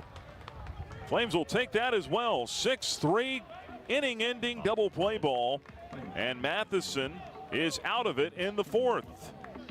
No runs across for the Camels, 2 hits and 2 left. We are on to the top of the 5th in Bowie's Creek. The score still 0-0. You're listening to Flames Baseball from Van Wagner. At Carillion Clinic, the success of their employees is based on a culture that welcomes them and nurtures their growth. As the largest nonprofit employer west of Richmond, Carillion's team members are always learning and forever curious. Carillion is more than a healthcare system. It's a team of unique individuals doing what matters most, caring for the community. Visit carillionclinic.org/careers and search their opportunities. Come join 13,000 employees who are Carillion proud. At Carter Bank, we believe life is best lived full of opportunities and dreams, of goals achieved and promises kept. We've been creating opportunities for more people and businesses to prosper since 1974. That means great local lending, convenient access to your money, accounts and guidance that make it easier to get more done. We are Carter Bank, the preferred community bank of Liberty Flames Athletics. Visit carterbank.com to learn more. Member FDIC, Equal Opportunity Lender. Every Sunday is Bark at the Park with Liberty Baseball. Now your dog can join the Flames Pup Club. Get a bandana, leash, chew toy, and tickets to Bark at the Park days for just $50. Email flamesclub@liberty.edu to sign up. Now back to more Flames baseball on the Liberty Flames Sports Network from Van Wagner. Dylan Matheson living right. He gets a double play ball to get out of the bottom of the fourth inning after Campbell loaded the bases with one out. Camels fail to score. It's still 0-0 as we go to the top of the fifth now. Nick Barone leading things off for Liberty. Takes the first pitch high and outside. 1 ball and no strikes. Barone hit by a pitch his first time up. Erased on a 6-4 fielder's choice. It's been the Flames' only base runner to this point. 1-0 pitch. There's a swing and a high fly ball to left center field, but the park will hold it. Simpson is there. Center fielder camped under it with a head-high catch to the left of the 395 marker. And that's out number 1 in the fifth. Flames are back at home this weekend. 3-game series in Lynchburg. Liberty will welcome Central Michigan to town. Tell you more about that series and the promotions here in just a moment as Camden Troyer comes to the plate. Left-handed hitter for the Flames. 0 for 1 with a fielder's choice. Mason Smith, right-hander, delivers. And that's in for a strike, 0-1. Friday will be mental health awareness game. Flames mental health awareness game Friday at 4 o'clock against Central Michigan. They'll have wristbands for the first 250 fans. 0-1 pitch. Change up in for a strike to Troyer, and it's 0-2. This guy's landing just about everything right now. Saturday's game will be at 2 o'clock against Central Michigan. 0-2 to Troyer is laced down the left field line, but foul. So 2 o'clock starts Saturday. Baseball bingo presented by Domino's. That prizes for the winners. Understand we'll have 8x10 autographed Ryan Bomberger portraits for our bingo winners on Saturday. Ryan Bomberger, our media relations doctor here.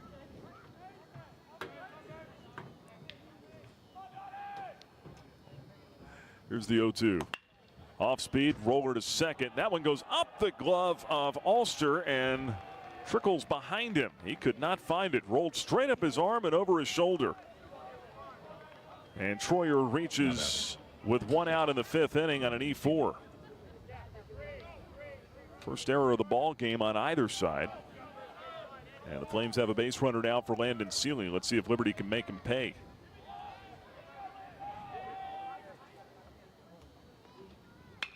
Seeley swings on the first pitch, skies it to straightaway center field. Simpson will barely have to move. He's there with the catch for the second out of the inning. Took about 3 steps to his left and hauled it in. So Landon flies out on 1 pitch. 2 out and a runner at first now for Riley DiCandido. Ryan said he'll even seal the first 10 of them with a kiss on the envelope. Get there early on Saturday for those baseball bingo prizes. What a prize. There's DiCandido batting from the left side. First pitch upstairs, ball 1. Sunday's game, 1 o'clock first pitch. Liberty and Central Michigan will wrap up the series. That's Bark in the Park. Bring your pup out to Worthington Field at Liberty Baseball Stadium this Sunday. Runner on the move. Pitch over but low. Throw down to second base. One hopper in time. Troyer thrown out trying to steal. Second time he's been thrown out at second base tonight. And let's see, the Flames want to look at it again. Bradley LaCroix has initiated a replay challenge here. He wants the umpires to take another look at this. And we'll get 2 of the 4 members of our crew to go underneath and head down to the replay station and see if Troyer beat this out or not. I thought it was close. So hold the phone for the moment. If the call stands, it will be out at second. Thrown out trying to steal, and the inning will be over. If the call's overturned, Flames will have a man in scoring position. And a 2-0 count on Riley DiCandido. I'll finish up the thought about Sunday's ball game. That'll also be Kids Run the Bases after the game as well. So come on out, join us at Worthington Field at Liberty Baseball Stadium this weekend. Should have pretty good weather. No rain in the forecast. Friday 4 o'clock, Saturday 2 o'clock, Sunday at 1. Well, it's a potentially big call in the game here at this point. Flames have not gotten a man to scoring position yet today. Here in the top of the 5th inning, 2 out at the moment. Well, it'll be 3 out, I guess, at the moment, but replay pending. Flames do not have a base hit yet. Campbell with 2 hits, neither side with a run to this point. Mason Smith taking a few warm-up tosses off the mound here to stay fresh.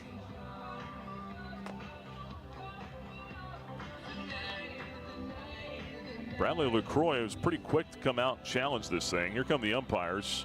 Call at second base. Still out. And the inning is over. So Troyer thrown out trying to steal. Flames get nothing across in the 5th, and we're halfway home here in Bowie's Creek with the score 0-0. Liberty and Campbell go to the bottom of the 5th when we come back on the Liberty Flame Sports Network from Van Wagner.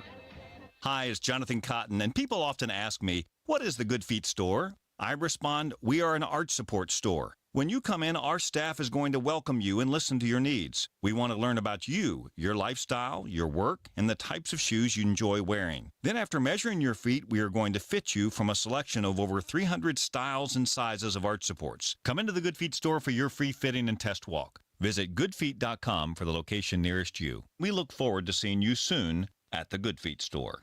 Your business deserves a bank that values relationships and prioritizes customer service. Since 1979, First Bank and Trust Company has been delivering on these very commitments. Our bankers have been accessible, consultative, and provide a degree of understanding developed through years of commercial experience. First Bank and Trust has the expertise and capital to fund small and large projects up to $32 million. More information on First Bank and Trust and its services is available at firstbank.com. Member FDIC, Equal Housing Lender.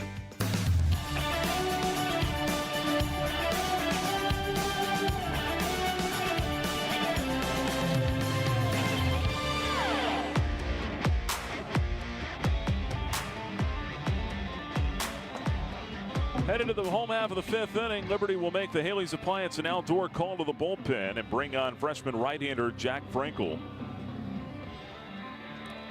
Frankel takes over on the bump for Dylan Matheson. Matheson pitched pretty well here today, but he'll get a no decision. 4 scoreless innings, gave up 2 hits, a walk and 5 strikeouts. 62 pitches, 42 strikes, 20 balls. Got absolutely no run support. 44, Jet Music. Frankel, the freshman, ready to go to work on the hill. Look at his numbers for the season as Jet Music comes to the plate to lead it off. Frankel making his 5th appearance, 0-1 with a 4.05 ERA. Music shows bunt, takes low and away. 1 ball and no strikes. 6 2/3 innings. He's surrendered 3 walks, 8 strikeouts, given up a pair of homers for Frankel this year. The 1-0 down and away, 2 balls and no strikes. Frankel last pitched over the weekend in the series against UNCW. 2-0 pitch, that's in for a strike. 2-1. Friday game, he gave up an unearned run on 1 hit in 1 inning through 36 pitches. 2-1. Bouncer toward the left side. That kangaroos into the glove of Sorensen. Long throw to first, and he beats it out. Music busting down the first base line, beats the wrap. It's an infield single. Sorensen had to stay back and play that second bounce. And that's what ended up costing him. I mean, he didn't really have much choice, though. No other way he could have played that. There's Charlie Meglio now. The runner at first and nobody out in the bottom of the fifth of a scoreless game. Frankel to the stretch. Meglio shows bunt, pulls back, takes a strike. Snap throw down to first. He got him. Jet Music picked off by Tucker Moore. Music wants Campbell to challenge this, and I don't think they're going to. He kept standing out there at first base, cupping his ears, asking for his coaching staff to throw the challenge flag, and they weren't going to do it. Said, no, you're out. Come sit down. A one pitch, swung on and missed. 0-2. That's kind of a helpless feeling, isn't it? Nobody's got my back here? No, you're out. Here's the 0-2. Lunge and a miss, strike three. Wicked changeup from Frankel takes care of Meglio. And there are two out quickly now in the bottom half of the fifth. Andrew Keller. Flames stealing out at first base. They turned a couple of double plays here today to get the pickoff there. Just slithering their way out of trouble. Andrew Keller now hits from the left side. Inside out swing, foul back to the screen. 0-1. No score, two out.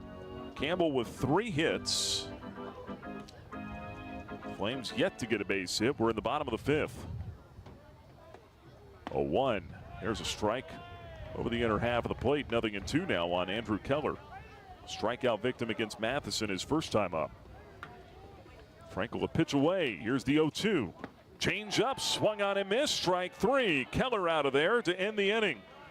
And Jack Frankel works around a leadoff single, gets a pair of strikeouts, and that'll take us to the 6th. Liberty and Campbell still scoreless. You're listening to Flames Baseball from Van Wagner. Frank Good Builders is a proud supporter of the Liberty Flames. Frank Good Builders and its partners design and build beautiful custom homes in the Lynchburg and the surrounding areas. From designing a plan to picking out fixtures, Frank Good Builders works with you to design and build your truly custom dream home. Frank Good Builders can be reached at 434-238-3710 or frankgoodbuilders.com. You're listening to Flames Baseball on the Liberty Flames Sports Network from Van Wagner. Now, for a look at the out-of-town scoreboard built by Frank Good Builders. No score here in Bowie's Creek as we go to the top of the 6th inning. Liberty and Campbell play on. Elsewhere around Conference USA, Georgia Tech has come from behind to take the lead on Kennesaw State. It's now 6-4. Yellow Jackets lead the Owls in the bottom of the 5th inning in Atlanta. Elsewhere, top of the 4th, number 23 Alabama leads Jacksonville State 3-1 in Jacksonville. And everything else coming up a little bit later tonight. Miami at FIU. Nichols at Louisiana Tech. Both those games start at 7 o'clock Eastern. And then number 13 Oklahoma at number 21 Dallas Baptist. They'll start it at 7:05 Eastern in Dallas-Fort Worth. Get your final from Flames softball here in just a moment as Riley DiCandido leads off the inning for Liberty. Swing and a miss on the first pitch. He's down a strike, 0-1. Had the bat taken out of his hands in the 5th inning. Camden Troyer thrown out trying to steal to retire the side. Left-handed hitter on the 0-1. Lunge and a miss quickly in the hole, 0-2. Liberty beat James Madison today 2-1 in Lynchburg. Lady Flames win their 5th straight game. 0-2 pitch downstairs, 1-2. Liberty now on the season 17-4, ranked number 22 in the country. Shift on DiCandido, 1-2 pitch, hit in the air the other way, out toward left field, but in line with Music. Jet Music throws up the glove, makes the catch. There's out number 1 in the Flames half of the 6th inning. Coca-Cola is a proud sponsor of Flames baseball on the radio. Stay tuned after the game for the Coca-Cola 10th inning show. Coke, taste the feeling.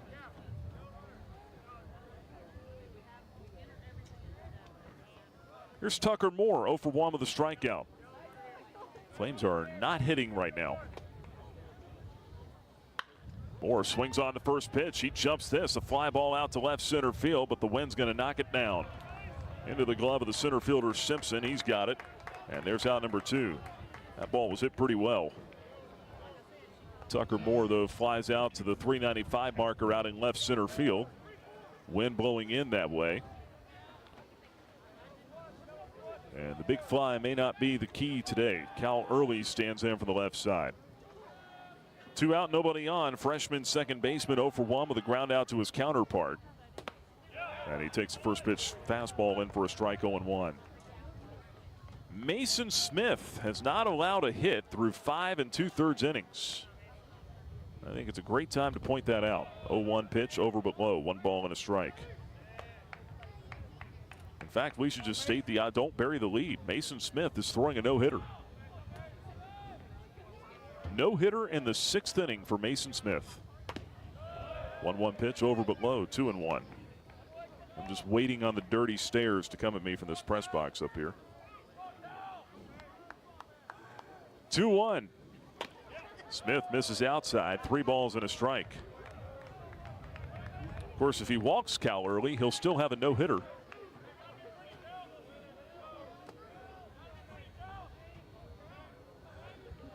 Here's a 3-1 to Early. Upstairs, ball 4. So he does that to extend the inning. That is the first walk issued by Mason Smith, just the 3rd base runner that the Flames have gotten. Smith has hit a batter. He's had a man reach on an error. And now a walk. Take it back to the top of the order now. Michael Robertson trying to break up this no-hitter.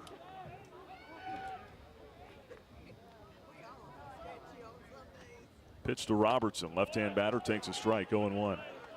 We're really going to put this whole jinx thing to the test. I don't know if it works if you're the opposing team trying to do it, though. I don't know if it works anyway. Pick off, throw over to first, runner back. Everyone seems to think it does, though. Spent some time with some baseball fans on social media or in a dugout. Here's the 0-1. Runner goes, got a great jump. Pitch taken for a strike, no throw to second. Cal Early, first career stolen base for the freshman. Gets himself into scoring position. Count 0-2 now on Michael Robertson. Base hit here could give the Flames a 1-0 lead. Robertson waits the 0-2 pitch. Instead, his swing and miss for strike 3. He'll be tagged out by Schultz. Strikeout ends the inning, and the Flames leave a man in scoring position. First time Liberty had gotten a man to second base in this ball game, but they failed to do anything with it. No runs, no hits, no errors. 1 man left. We'll go to the bottom of the 6th at Campbell with Liberty and Campbell still scoreless. You're listening to Flames Baseball from Van Wagner. Earthright Mid-Atlantic, your trusted solar and energy efficiency experts. With a focus on honesty, education, and excellence, they light the way to savings, home comfort, and a greener future. Educating homeowners about the power of solar and energy efficiency is their winning game plan. More information about Earthright Mid-Atlantic, 434-200-9716 or at erepower.com.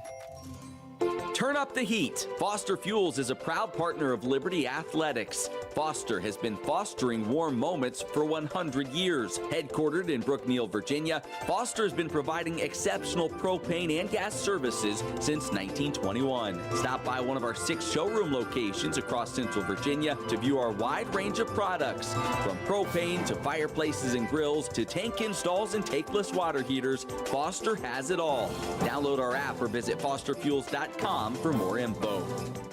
Can't get enough Flames baseball? Download the Liberty Flames Clubhouse Report, presented by Freedom First Credit Union each week on the Liberty Flames podcast. Just search Liberty Flames wherever you get your podcasts.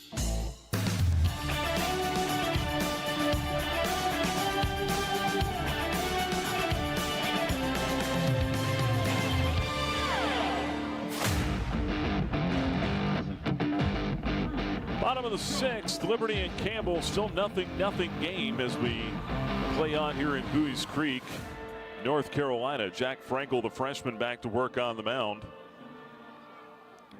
Frankel looked good in the 5th. Goes back out there for the 6th. Gets the first pitch, swing and miss on a sinker to Joe Simpson. 0-1 the count. I don't think Joe Simpson's any relation to the other Joe Simpson, the 0-1. Swung on, bouncing ball, foul down along the third base line. 0-2 the count. Former big league outfielder and longtime broadcaster for the Atlanta Braves, Joe Simpson. 0-2 pitch off the plate and low outside. 1 ball, 2 strikes. I was listening to Joe Simpson a little bit this afternoon. Brave spring training game with the Minnesota Twins earlier today. 1-2, swing and a miss. Got him on a good sinker. Simpson out of there on strikes. 1 away in the 6th. Shortstop, number 10, Darnell Parker Jr. If Joe were here, he'd probably say, well, that looked like one of my hacks. Joe's got good humor. Sometimes self-deprecating, but usually just good, clean humor. Darnell Parker stands in for the right side. He's been a great broadcaster for a long time, though. First pitch to Parker is swung on and missed. Strike 1. Had him out in front of that off-speed pitch. It's Frankel kid. He was originally committed to Mississippi State. Decommitted. And came on board with the Flames under the previous coaching staff. And that one got away, missed inside. Plunked Parker on the jersey. He'll shed his protective gear, drop the bat, and go down to first base. So a 1-out hit batsman. Second hit batter of the game for the Flames pitching staff.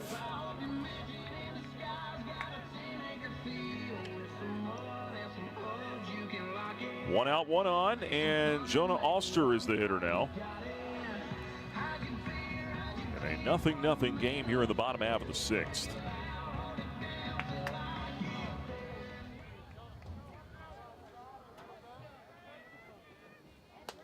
Frankel delivers. First pitch in for a strike. Two-seamer in there, 0-1. When Frankel got to Liberty, he stayed committed with the coaching change and everything. Got here as a power arm, 4-seam fastball guy.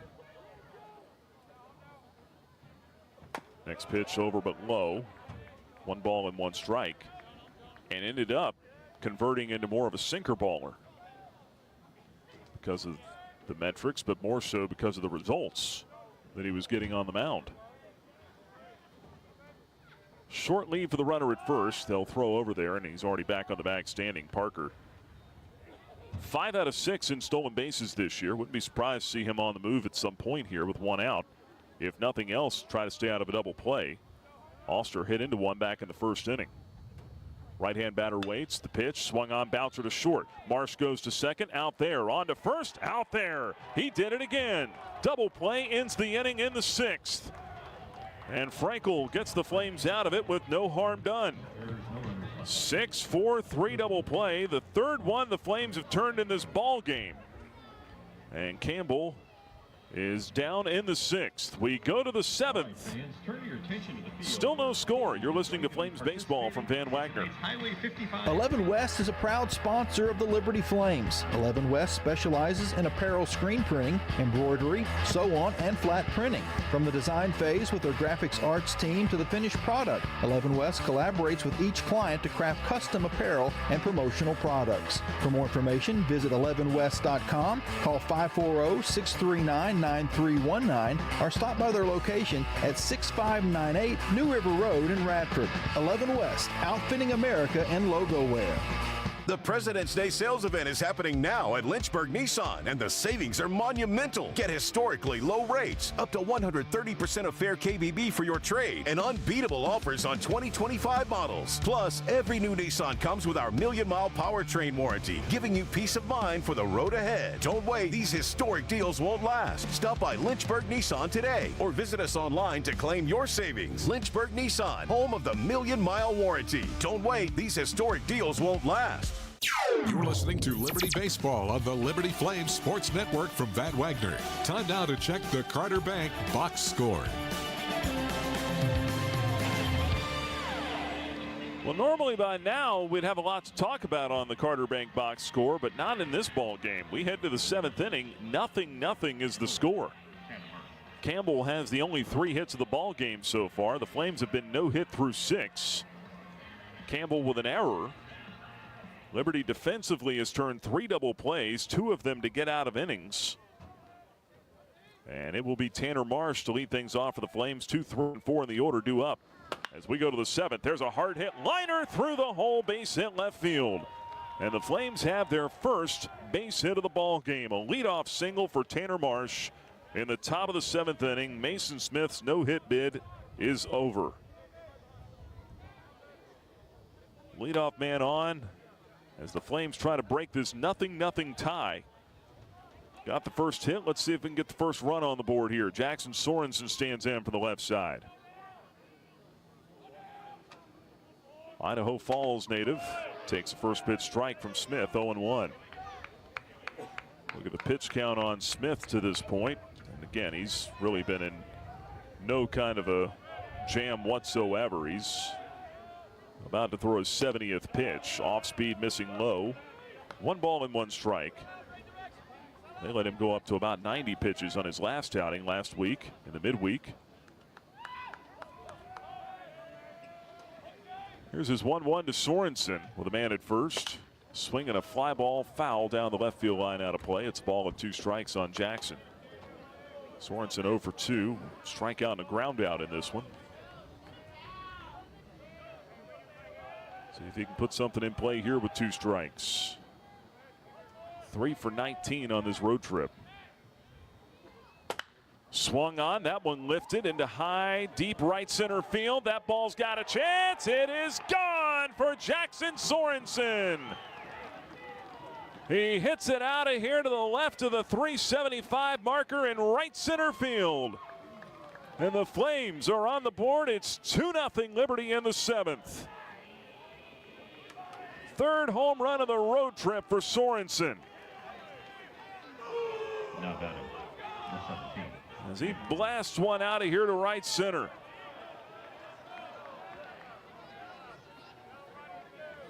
Home run number 4 on the year. And now Nick Barone with a swing and miss. He's down a strike, 0-1. And just like that, the Flames get their first hits and their first 2 runs on the board.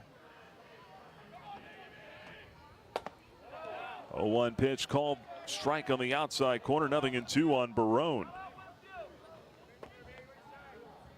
Sorensen has not had a lot of hits on this road trip, but the ones he has, he's made them count. 0-2 pitch downstairs, 1 ball and 2 strikes. Now 1 for 3 in this game with a 2-run homer. Sorensen 4 out of 20 on the road trip. 3 of those hits have been homers. Barone sends one in the air to right. Under this one is Keller. He's got it. And there's the first out of the 7th inning. Now batting, number 18, Camden Troyer. Feast or famine for Jackson Sorensen, but the Flames will take it here. Liberty strikes first.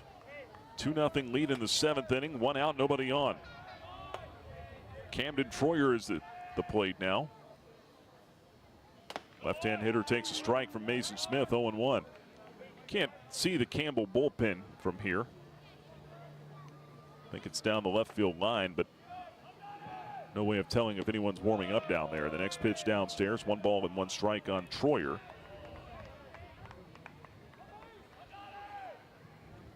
Flames bullpen, not much easier to see what's going on down there either. 1-1 outside, 2 balls and a strike on Troyer. Troyer's been on twice tonight, but he's 0 for 2. Reached on a fielder's choice in the 2nd, reached on an error in the 5th. Next pitch stayed high. Just above the letters, 3 balls and a strike on Camden Troyer. Troyer now 0 for his last 12. 3-1 in for a strike.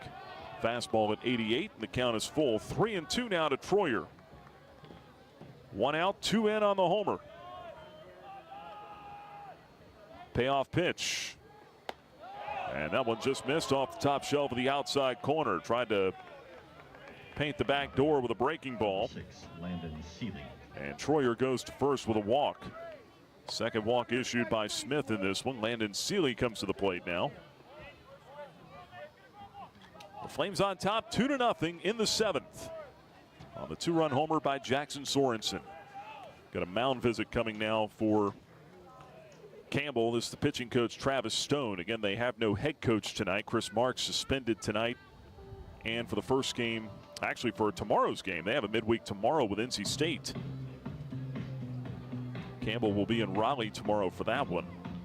And Chris Marks will coach neither of these games, suspended for being ejected on Sunday. Travis Stone, first-year pitching coach out on the mound. Former Dallas Baptist pitcher. Graduated there in 2019. They have one holdover on their coaching staff from the change. Adam Wise, still the recruiting coordinator.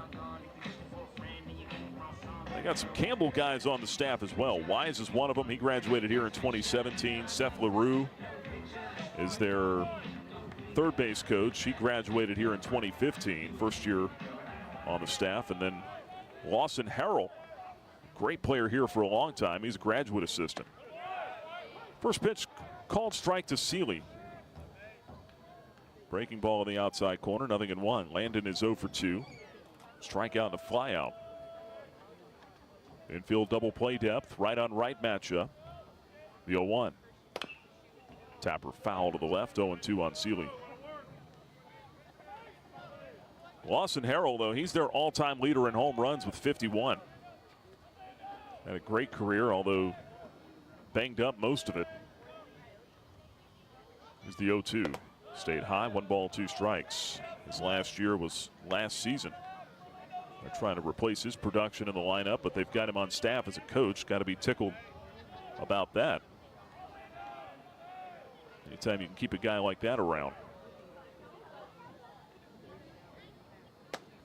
Next pitch just missed inside. 2 balls and 2 strikes. The count on Landon Seeley as he's worked that 0-2 count back even now.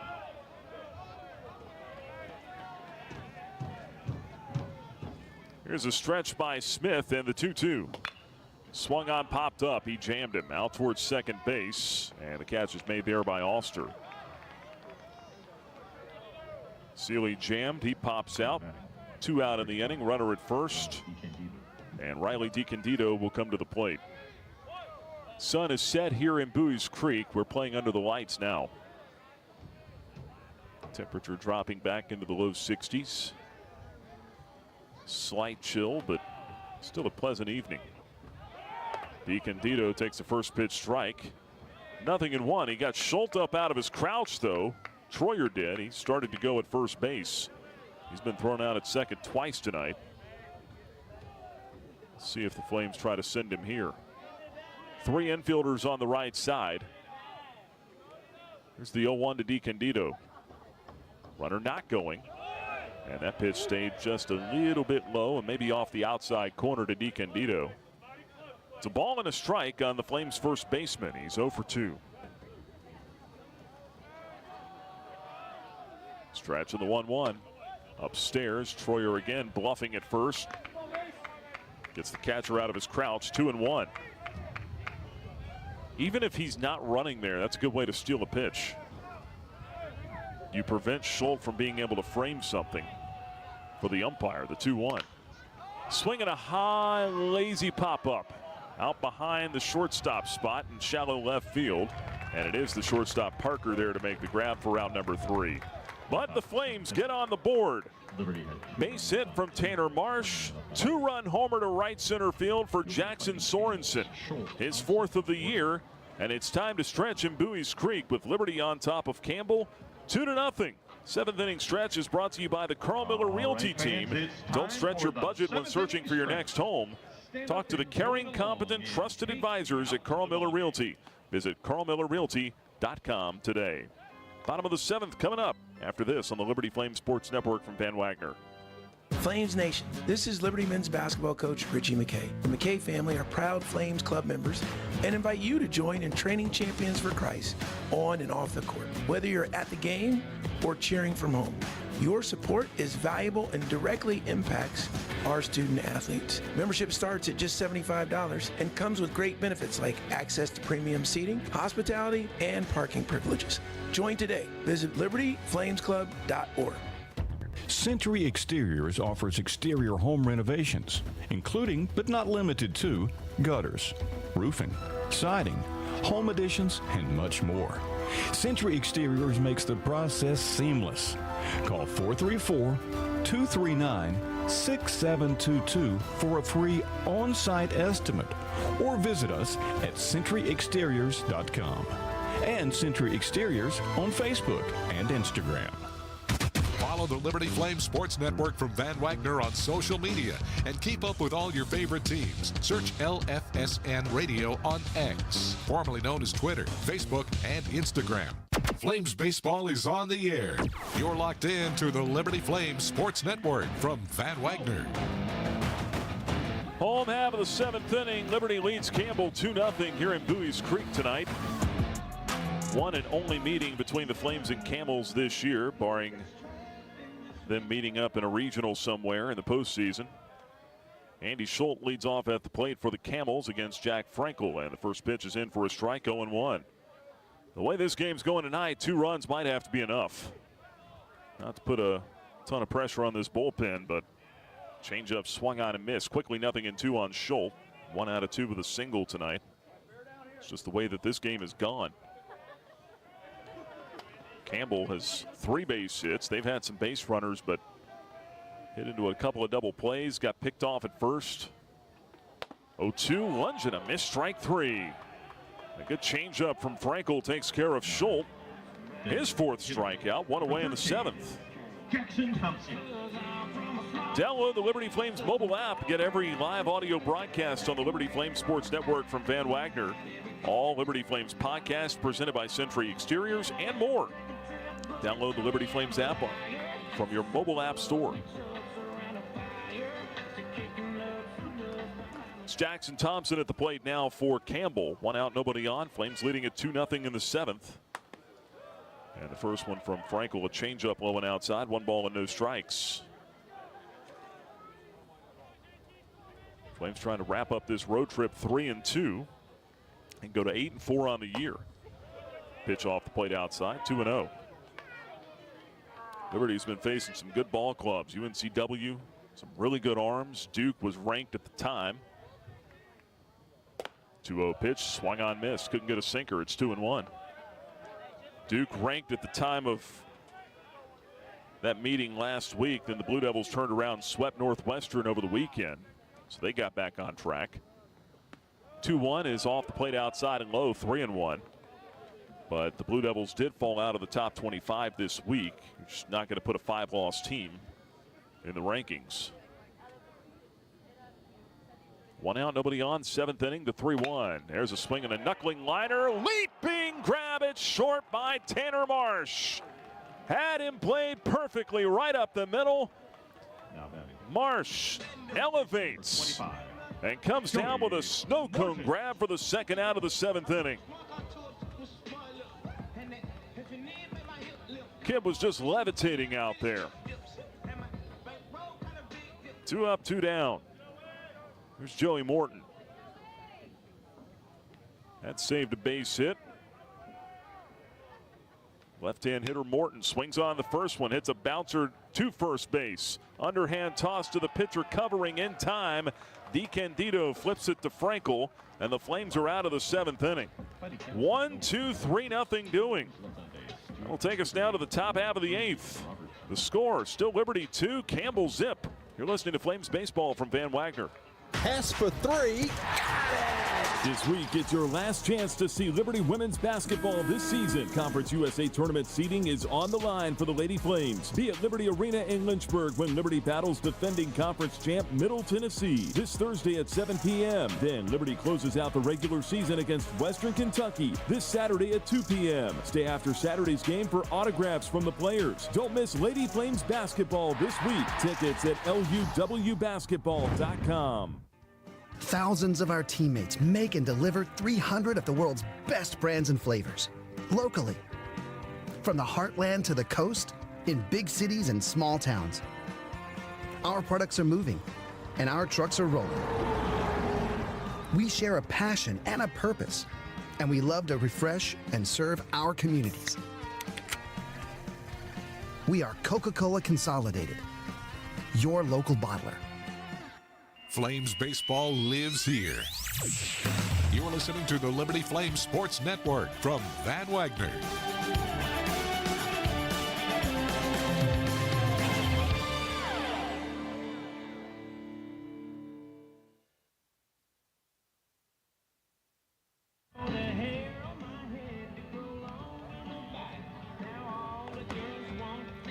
Headed out to the top of the 8th, and Campbell will make the Haley's Appliance and Outdoor call to the bullpen. Mason Smith is done after a really good night on the mound.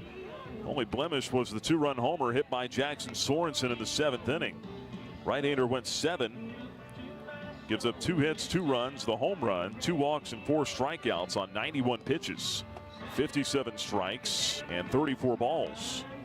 But Smith right now on the hook for the loss if his mates can't rally. Flames leading 2-0, trying to add to the lead here in the 8th. And they'll do it against right-handed reliever Ethan Snyder. Snyder taking over on the mound. Set to face the 8, 9, and 1 hitters in the order for the Flames.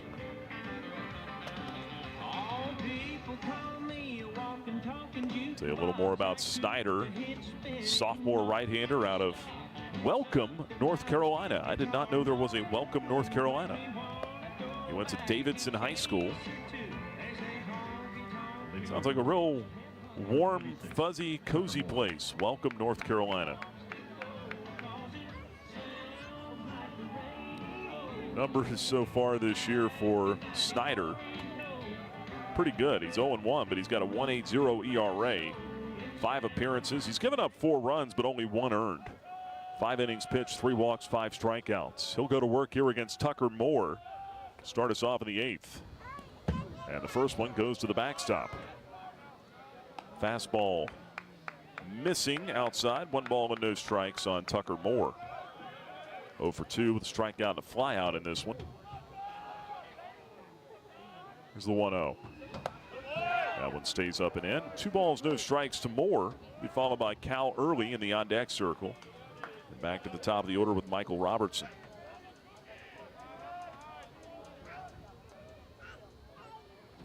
The 2-0 is just off the plate outside. 3 balls and no strikes.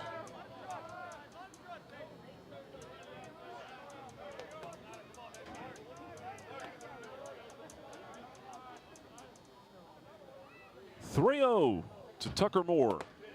In for a strike, 3-1. Moore, transfer from Missouri. First year with the Flames, first year as a catcher. As an outfielder for the Tigers last year. Hit 220 in the SEC. 3-1, check swing. They appeal it to first. He didn't go, ball 4. And Moore will go down to first with a leadoff walk in the 8th inning. Cal Early. And here is Cal Early. He has grounded out and walked. Flames leading 2-0 in the 8th. The man at first and nobody out.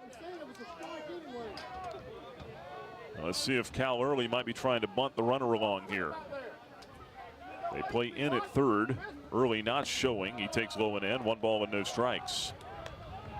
Well, that's a good job. Don't show too early here, even if you are thinking about bunting. Don't show that too quickly. Give the infielders something to think about. Now the shortstop Parker comes into the mound. He's chatting with Snyder. Parker runs back to his spot at short. Nobody out, runner at first. 1 ball, no strikes to Cal Early. The pitch not showing, takes a fastball upstairs. 2 balls and no strikes to Early. Hitters count now, even if they were thinking about bunting, you might be tempted not to. Early also standing back deep in the box. Doesn't look like he's bunting at all. 2-0. He's taking, and that's in for a strike. Fastball on the inside corner, 2-1. Cal Early playing in just his 6th ball game this year. Making his 2nd start. And that 2-1 just missed off the outside corner with a fastball. 3-1 to early.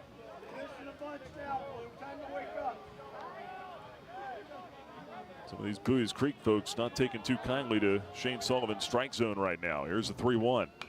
Swinging a foul back. Good cut. Count will go full, though. 3-2 on Cal early. Flames on top, 2-0. A Jackson Sorensen 2-run homer in the 7th. All the scoring in this one.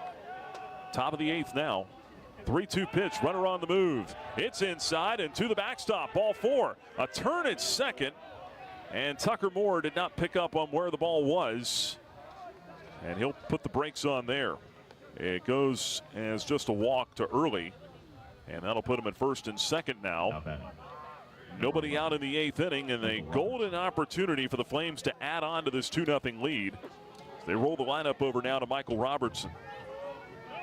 Robertson 0 for 3 with a strikeout in this one.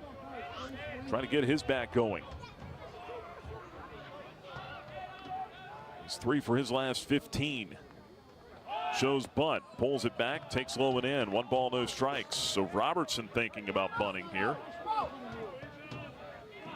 Try to advance the runners. Meglio now takes a couple of steps in on the carpet at third base. As does Morton at first. Here's the 1-0. Robertson squares around, gets it down, pushes it toward third. Meglio charges, glove, throw on to first in time. Robertson does the job. Sacrifice goes 5-3. 1 man out, and the runners advance to second and third. Number 1. Perfectly executed. That'll bring up Tanner Marsh. Solid single to center his last time up. Infield comes in now for the Camels with the Flames on top 2-0 in the 8th. The way this game's going, Campbell knows the importance here of not letting Liberty stretch this lead. Pitch from Snyder. Lunge and a miss. Had him out in front of an off-speed pitch there. That was a good one to go to on the first pitch. 0-1.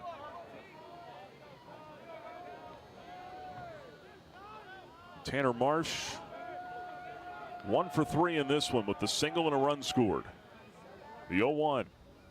Bouncing ball foul to third, and it's quickly 0-2 on Marsh. And now you go into defense mode here a little bit. Just trying to lift something to the outfield or hit something to the right side if you're Tanner.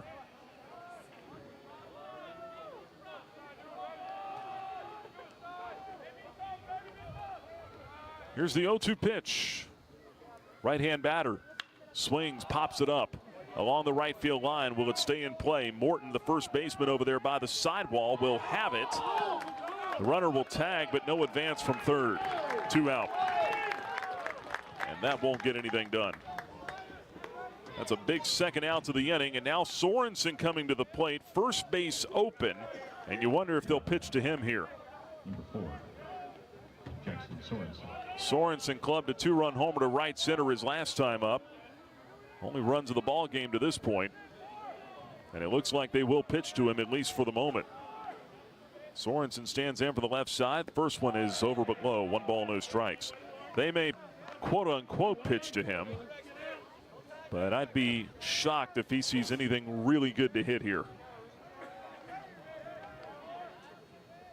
Barone, a right-handed bat, is on deck. Again, first base open. The 1-0. Down and in, 2 balls and no strikes. At this point, you maybe just think about go ahead putting him on. Here comes the 2-0 to Sorensen.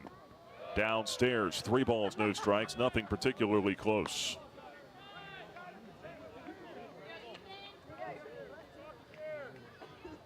And now they will just go ahead and send Sorensen to first base. So Sorensen intentionally walked after getting ahead in the count 3-0.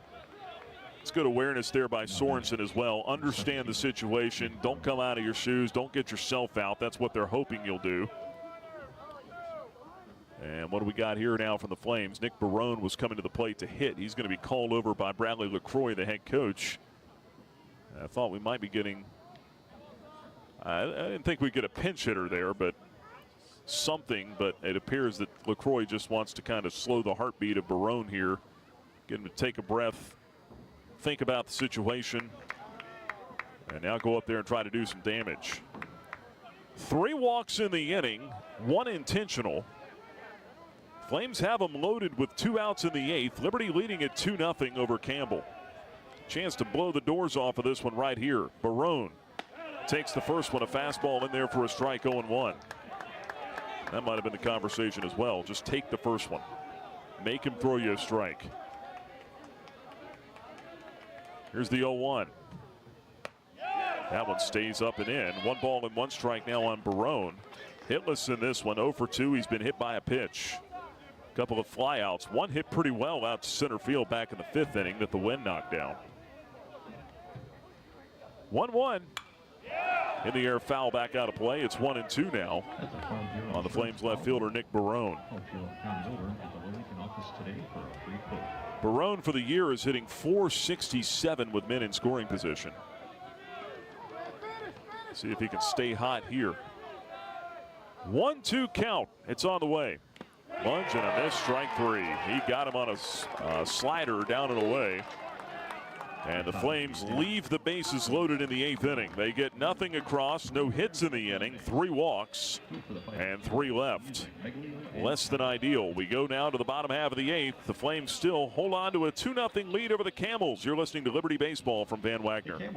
Turn up the heat. Foster Fuels is a proud partner of Liberty Athletics. Fostering warm moments for 100 years, Foster has been providing exceptional propane and gas services throughout Central Virginia and surrounding areas. From propane to fireplaces and tank installs to tankless water heaters, Foster does it all. Visit fosterfuels.com or download the app to order fuel, pay your bill, and more. Get the customer service you deserve and turn up the heat with Foster Fuels and the Liberty Flames. Flames Nation, this is Liberty softball head coach and proud Flames Club member, Dot Richardson. I want to take this opportunity to invite you to join me in supporting Liberty Athletics' mission to train champions for Christ on and off the field. Your support directly impacts our student athletes and is a valuable part of our team. Membership starts at just $75 and comes with great benefits like access to premium seating, hospitality, and parking privileges. Join today. Visit libertyflamesclub.org. Follow the Liberty Flames Sports Network from Van Wagner on social media and keep up with all your favorite teams. Search LFSN Radio on X, formerly known as Twitter, Facebook, and Instagram. Flames baseball lives here. You're listening to the Liberty Flames Sports Network from Van Wagner.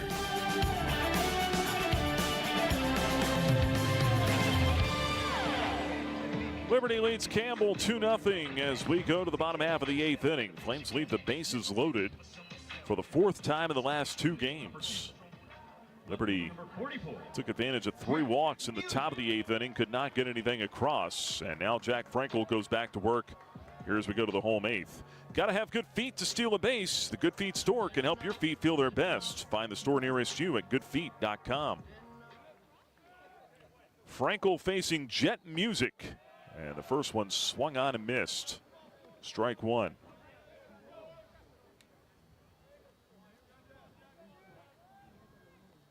The 0-1.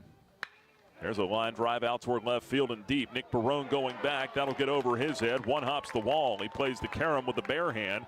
Throw coming into second base off target. And Music has himself a leadoff double in the bottom half of the 8th inning. And just like that, Campbell brings the tying run to the plate. Number 29, Curly Meglio. First extra base hit for the Camels tonight. 3 singles and now a double. Camels out hitting the Flames 4-2. And the third baseman, Charlie Meglio, comes to the plate now. Frankel out there for his 4th inning of relief. Freshman right-hander. Well, the man at second goes to work, and the first pitch is a sinker in for a strike to Meglio, 0-1. No need to panic. Meglio with a home run and 2 RBIs on the year, but hitting just 146 coming into today. The 0-1. Little pop, shallow right field. That's going to lay down for a hit. Played on one bounce by Troyer. Stopping at third is Music. Meglio's got a bloop single to right field, and trouble is brewing in the 8th. Andrew Keller. Double and a single, men on the corners now. Nobody out, and Andrew Keller is the hitter. Flames have a couple of men throwing in the bullpen. Josh McCusker, right-hander. Garrett McLaughlin, right-hander. I'm told are both loosening.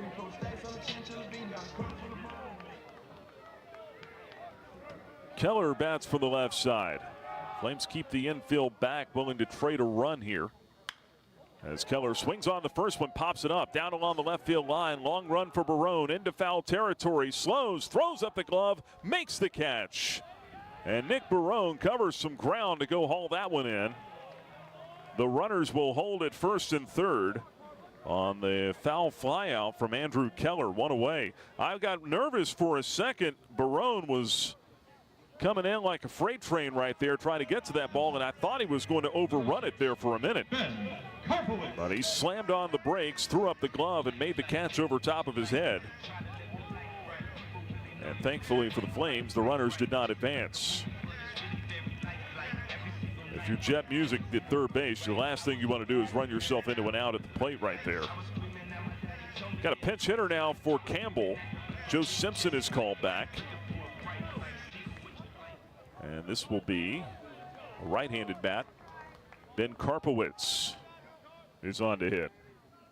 And now the Flames want to talk about it. Tucker Moore walking out to the mound. A couple of the infielders will join in the conversation as Karpowitz hits for Simpson. Flames on top 2-0. We're in the bottom half of the 8th. Karpowitz only has one at bat this year. He's 0 for 1. This is just his third game he's played in. Not exactly the first guy you thought they'd go to off the bench.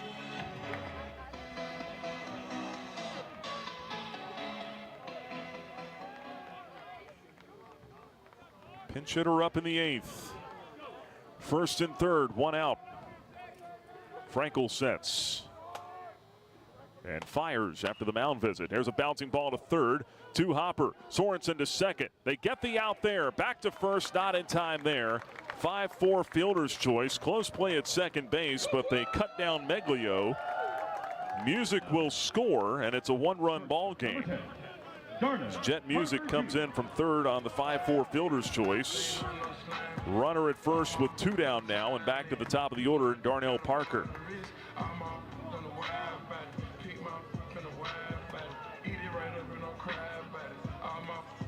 So the Flames get what they want there. They trade the run for an out. They were hoping to get 2, but at the least you get the out. Now Bradley LaCroix is on his way to the mound. This may be the end of the night for Frankel. Again, he's got a couple of right-handers tossing in the bullpen, and that will be all for Frankel, who does great work tonight. 3 2/3 innings. Gave up a run on a couple of base hits, or 3 hits actually. And the Flames are going to go to the bullpen, bring on a right-hander here with 2 outs in the 8th. We'll step out and be back to tell you who the new pitcher is when we come back here to Bowie's Creek. Liberty leading at 2-1 on the Liberty Flames Sports Network from Van Wagner. Pass for 3. This week, it's your last chance to see Liberty women's basketball this season. Conference USA tournament seeding is on the line for the Lady Flames. Be at Liberty Arena in Lynchburg when Liberty battles defending conference champ Middle Tennessee this Thursday at 7 p.m. Then Liberty closes out the regular season against Western Kentucky this Saturday at 2 p.m. Stay after Saturday's game for autographs from the players. Don't miss Lady Flames basketball this week. Tickets at luwbasketball.com. Flames Nation, this is Liberty men's basketball coach Richie McKay. The McKay family are proud Flames Club members and invite you to join in training champions for Christ on and off the court. Whether you're at the game or cheering from home, your support is valuable and directly impacts our student athletes. Membership starts at just $75 and comes with great benefits like access to premium seating, hospitality, and parking privileges. Join today. Visit libertyflamesclub.org.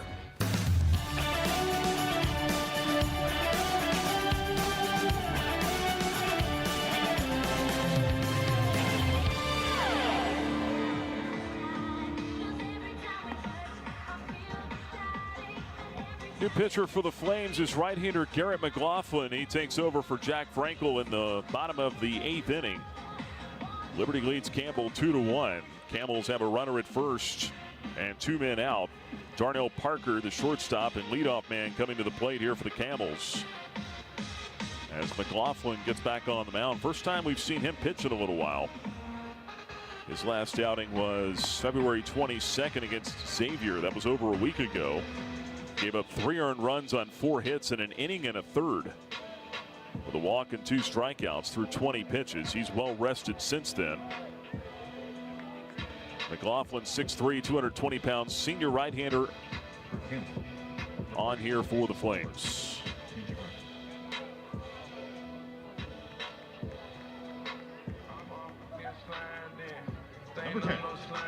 Let me try that again. 5'10", 195-pound senior right-hander out of Rogers, Minnesota, on the pitch for the Flames. Right on right here as McLaughlin works to Parker. He probably would appreciate that I said he was 6'3", 200 plus. First pitch, instead a throw over to first just to check on the runner over there. Karpowitz, the pinch hitter, reached on the fielder's choice. Give him an RBI. He may be thinking about running here, try to get the tying run into scoring position. Now we've got, what do we got here? We got a warning to the hitter. Home plate umpire Shane Sullivan stepped out, pointed to the hitter, and I thought he said warning. Pitch on the way, awkward check swing and a foul straight back to the backstop, 0-1. He did not assess him a strike. I wonder if that was something about making eye contact with the pitcher, or I don't know. We've seen that happen before. Saw Ben Blair get warned about not making eye contact with a hitter. But if you're not back in the box at 10 with 8 seconds on the clock, you're supposed to assess a strike. Here's the 0-1. Fouled off his foot at the plate. Quickly 0-2 now on Parker. So I don't know what that was all about, but count is no balls and 2 strikes on Parker, the shortstop. Some new baseballs brought out to the home plate umpire, Shane Sullivan. Parker takes a walk. He'll get a minute here with that foul ball going off his foot. Now they'll start the 20-second timer. Runner at first, 2 out, 0-2 count. Flames leading 2-1 in the 8th. McLaughlin trying to put Parker away here and get us to the 9th inning. Right-hander instead, turn and throw to first. Back in with a head-first dive goes Karpowitz. Again, Karpowitz just playing in his 3rd game. He has not attempted a stolen base yet. Although Campbell does like to run, told you that earlier. He's got a sizable lead over there. The 0-2 from McLaughlin. He's running. Pitch swung on, line toward left. That's going to get down for a base hit. A bobble out there by Barone, but he keeps it in front of him. Runner stops at second. 2 strikes, single for Parker. That puts the tying run in scoring position now. And the go-ahead run is on at first.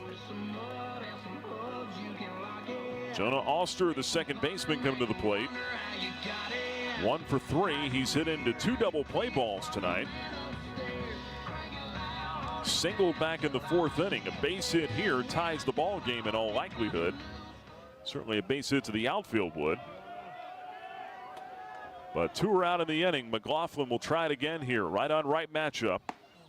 And the first pitch is a fastball. Stays off the outside corner. 1 ball, no strikes. Maybe a cutter that time.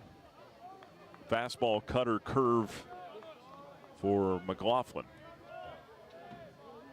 Here's his 1-0. And that cut fastball is called a strike at the top of the zone. Fans didn't like that one. 1-1. I said that was a ball a minute ago.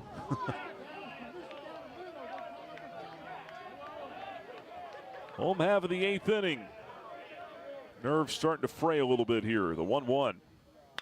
Bouncing ball toward the hole at short. Marsh has it.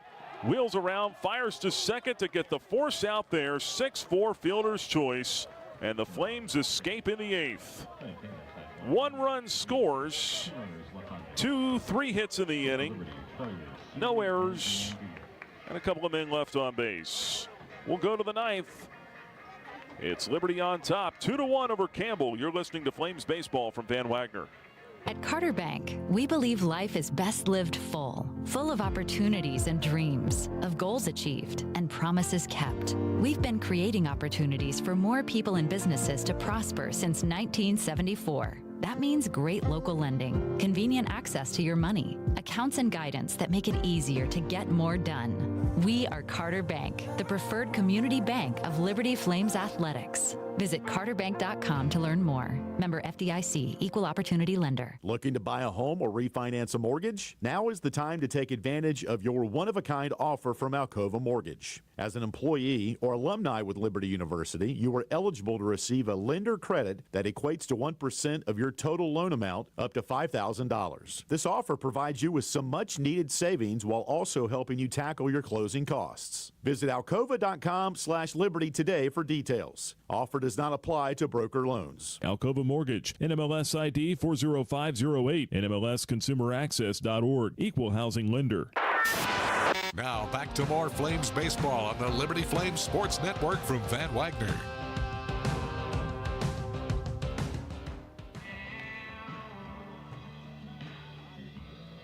Defensive changes for Campbell as we go to the ninth inning with Liberty leading it 2-1.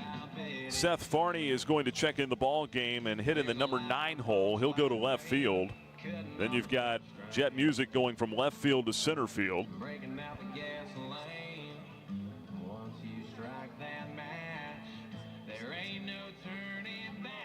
Actually, check that. It's not Farney in left.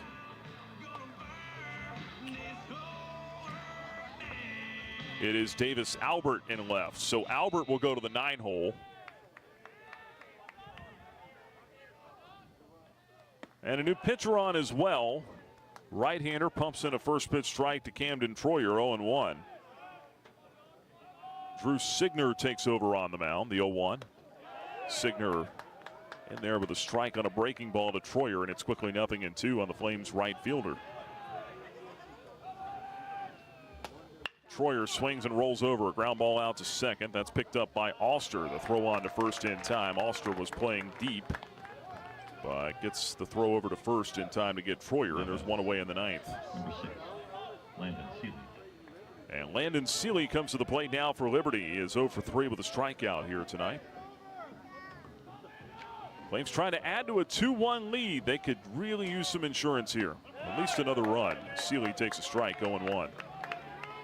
But again, as I said earlier, there's a chance that 0-1 pitch is outside, a ball and a strike. You may have to make this stand up. 2 runs may be all you get tonight. Garrett McLaughlin assume he will pitch the ninth. Swinging a foul back by Seeley. It's 1-2 now on the Liberty DH. Flames were hoping to get him out there on the mound tonight, but I don't think the game's going to allow for that at this point. 1-2 pitch, swinging a pop-up foul territory. First baseman Morton over there, he's got it. Over by the Liberty dugout, and that's out number 2. 2 away for the Flames in the ninth. Now then, 35, Riley DiCandido. Drew Signer is on for his second appearance. Gave up 2 runs on 3 hits, including a home run in his first outing. No record for Signer, but he's got the first 2 outs here in the ninth inning. And the first pitch to Riley DiCandido misses low and in. 1 ball and no strikes. DiCandido is 0 for 3. 1-0, check swing, went around. Strike called. It's 1-1 now on Riley, the first baseman.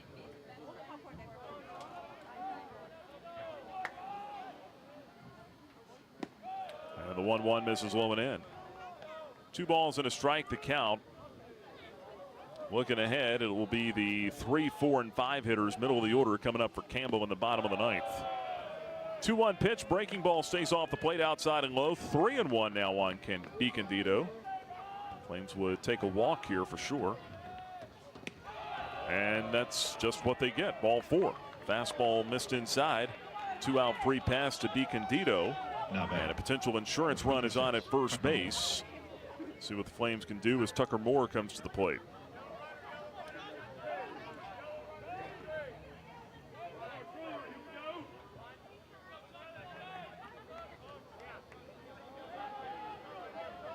Right-handed batter stands in. Takes the first pitch, strike, 0-1. Moore hitless, 0 for 2. He has reached on a walk. He was the man at third base when the Flames left the bases loaded in the 8th. Pickoff check at first base, and back on the bag is DiCandido. Riley DiCandido has not attempted a stolen base yet. Here's a swing and a high drive. That's deep to left field. That is gone! 2-run homer for Tucker Moore. 2-out, 2-run blast in the 9th inning for the Flames. And they lead 4-1 over the Camels.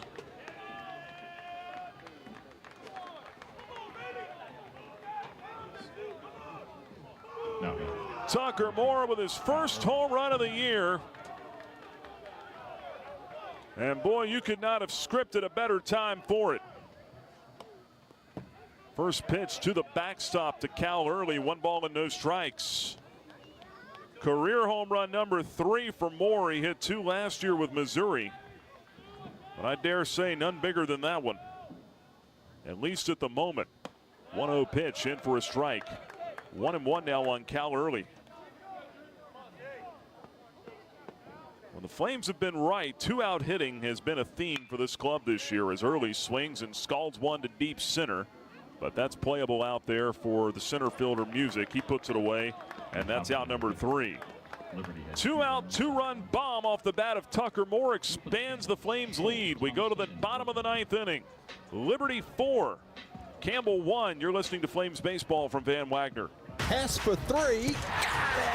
This week, it's your last chance to see Liberty women's basketball this season. Conference USA tournament seeding is on the line for the Lady Flames. Be at Liberty Arena in Lynchburg when Liberty battles defending conference champ Middle Tennessee this Thursday at 7 p.m. Then Liberty closes out the regular season against Western Kentucky this Saturday at 2 p.m. Stay after Saturday's game for autographs from the players. Don't miss Lady Flames basketball this week. Tickets at LUWbasketball.com. Hi, this is Alan York, asking you to join the team as a member of the Flames Club. As a Flames Club member, you can make a difference by directly contributing to the success of Liberty Athletics. The Flames Club's mission is to raise the financial support needed to provide our coaches and student athletes with the resources to compete for championships. Membership levels vary and begin at just $75. Some gifts may even be tax deductible. When you join the Flames Club, you're truly investing in champions and championships. Join today at libertyflamesclub.org.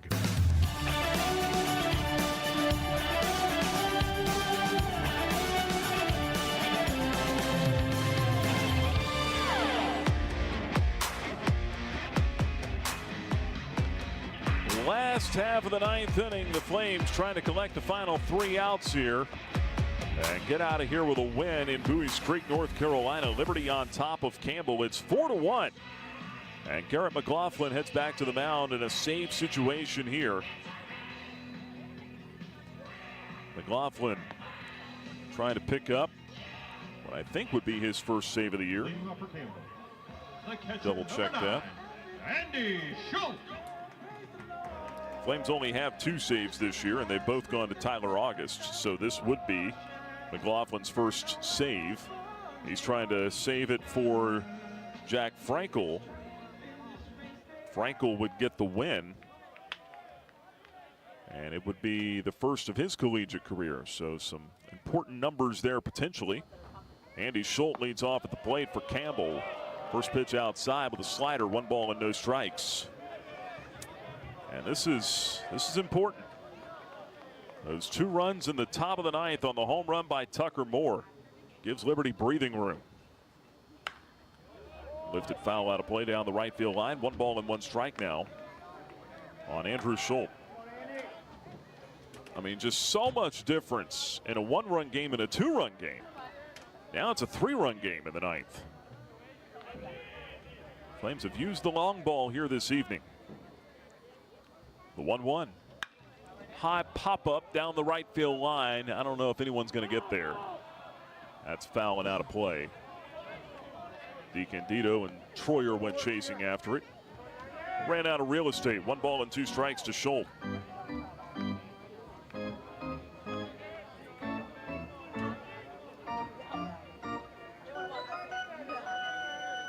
Flames chance to have a winning road trip. Go back to Lynchburg 8-4. And take on a Central Michigan team that's really struggling. Here's the 1-2. Strike three called. Got him looking. Breaking ball right down the middle. Schultz is out number one in the ninth. Now back. Designated hitter. One away now for Jackson Thompson.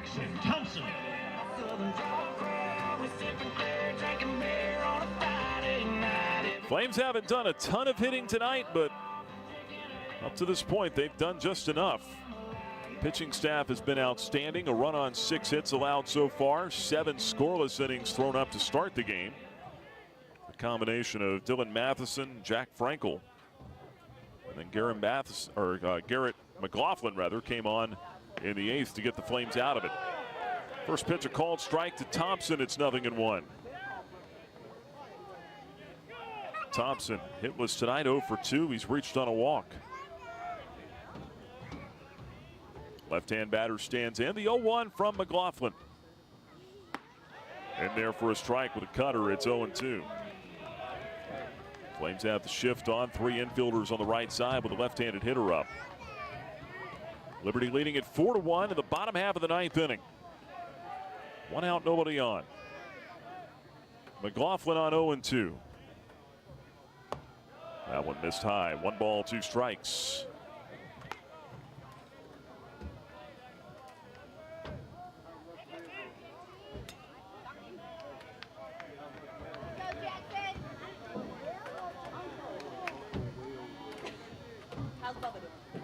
Here's the 1-2. Over but low. Slider misses down. It's 2 balls, 2 strikes now on Thompson. Hear the buzz from the light towers burning here. A hush on the crowd as the 2-2 pitch comes. Smashed on the ground to the right side. Playing back was early in shallow right field. He gloves. Throws on to first to get Thompson. He hit it right into the teeth of the shift. And 2 are out now in the 9th. First baseman, number 25. Joey. Last hope is Joey Morton, the first baseman. He's 0 for 3. He's hit it on the ground all 3 times he's been up, including a double play ball back in the 4th inning. Coca-Cola 10th inning show is coming up after Garrett McLaughlin gets this ground ball out to end it. And the first pitch is downstairs. 1 ball and no strikes.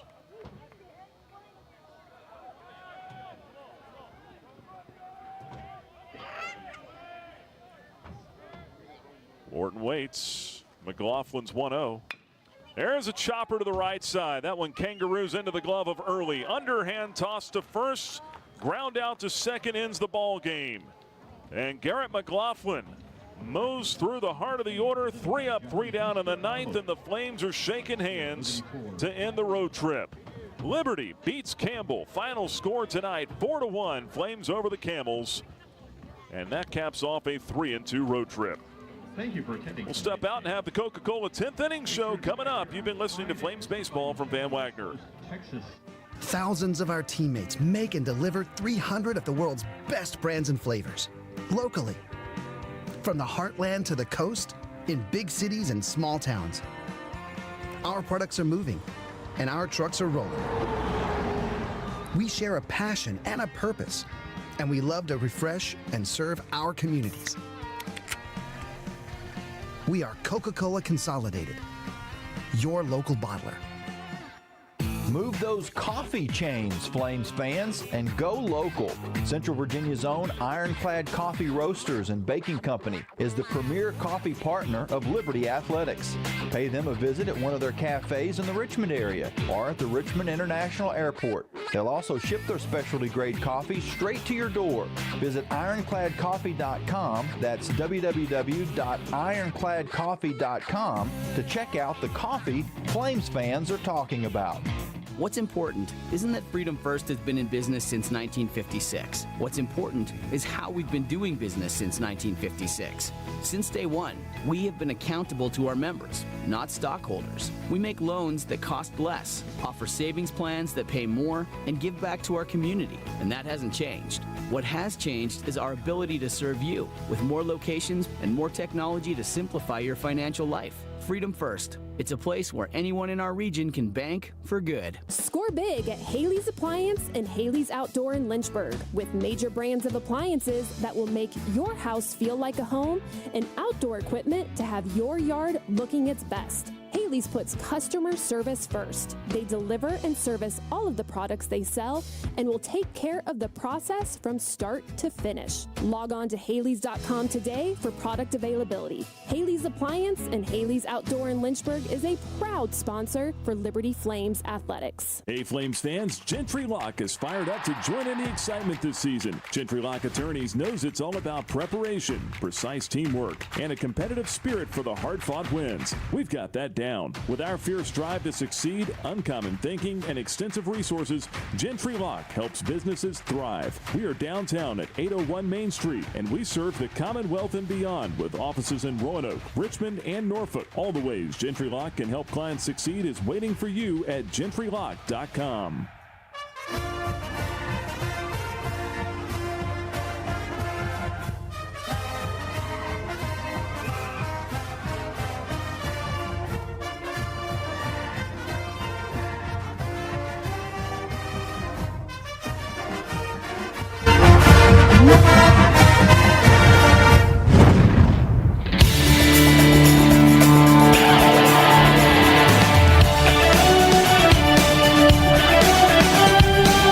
You're listening to Liberty Baseball on the Liberty Flames Sports Network from Van Wagner. Time now for the Coca-Cola 10th Inning Show.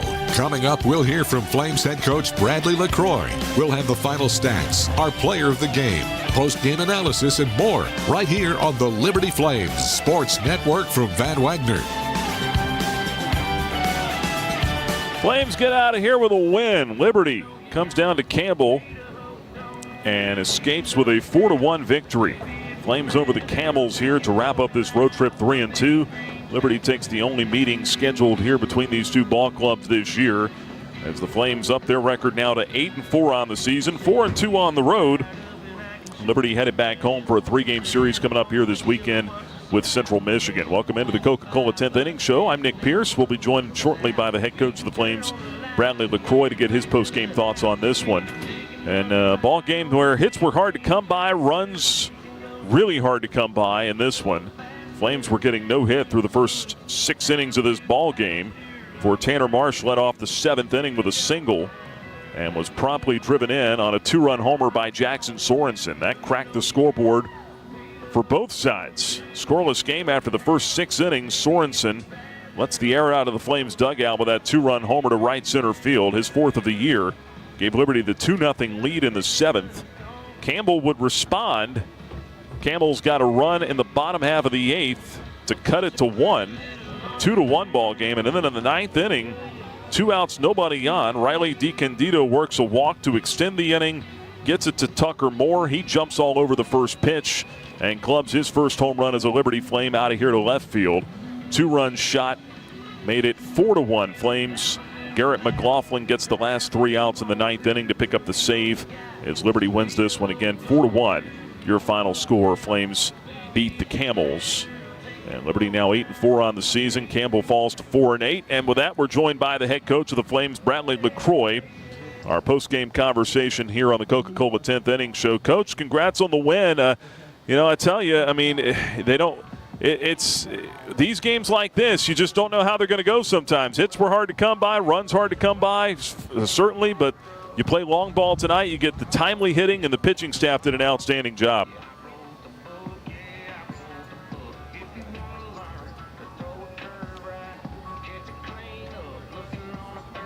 And it's huge for us. I think there in the 4th when they had bases loaded, 1 out, to get out of that with a double play kind of kept the momentum in our dugout. And Matheson and Frankel and McLaughlin were outstanding on the bump. We turned some big double plays. Nick Braun's play there in left field and foul territory was outstanding. But we had 2 big hits, right? Jackson Sorensen with a 2-run jack, and then Tucker Moore some insurance there in the top of the night. So it was a good game. Not pretty from an offense standpoint, but hey, when you pitch and play defense, you got a chance to win every game. Yeah, for sure. And your club did that here tonight. Didn't get the first few minutes there of your or first few seconds of your comments there, but got most of that as I mean, sometimes you just take them any way you can get them. But let's go back to the start of this ball game. Dylan Matheson coming off a rough outing. He goes 4 scoreless innings tonight, 5 strikeouts. Looked like he kind of got the secondary stuff out a little bit tonight as well. Yeah, he had great command of all his pitches tonight, and he attacked. He got ahead, which for every pitcher is key, right? And he had the slider going, mixed with a little bit of a cutter, and showed some changeups against their lefties. And, that's the Dylan that we've seen most of the time this year. And it was great for him to get back out there and get some confidence. And same for Jack Frankel, too. I mean, a freshman that go out there in a tight ball game like this, it's nothing when he comes in. What did he show you tonight? Yeah, he's obviously his first 2 outings he was really good, and then he scuffled a little bit. But to be honest with you, we planned on using him for 1 or 2 innings, but he was throwing the ball really so well, and he was in total control, and his stuff was really playing up tonight. And just the confidence as a freshman out there in high leverage situation. I mean, every pitch he made was a high leverage pitch. And for him to do what he did was a great sign for us. Yeah, he had the 2-seamer and the changeup working tonight. How good is he when those 2 pitches are playing off one another? When they're playing off each other, because they tunnel so well, when the hitter thinks the 2-seamer, when he throws a changeup, they think it's a 2-seamer, and they're way out in front of his 2-seamer. When it's playing, it's got some big time action, and when he does get hit, when he's down, it's going to be ground balls. So there's not going to be a ton of damage, and our infield made some good plays behind him. And Garrett McLaughlin comes on there, gets you out of a little trouble in the 8th inning. Talk about playing defense tonight. Turned 3 double plays here tonight as well. That was big. Yeah, it was huge. The one in the first, boom, get the momentum. The one in the 4th, and then we turned another one. It was great for, Cal Early. Got his first start at second base, played really good defense, played confident. And it was great to see. And Tanner played really well. They're shortstop starting a couple of those. We talk about the home run from Sorensen. We're starting to come to expect that a little bit. He's a guy that's got a chance for double-digit homers. But for Tucker Moore to get that hit there in the 9th inning, did you talk to him? Did anybody talk to him before he went up there to hit, kind of give him an idea what to look for? Or did he just go up there and say, see ball, hit ball, and attack that thing?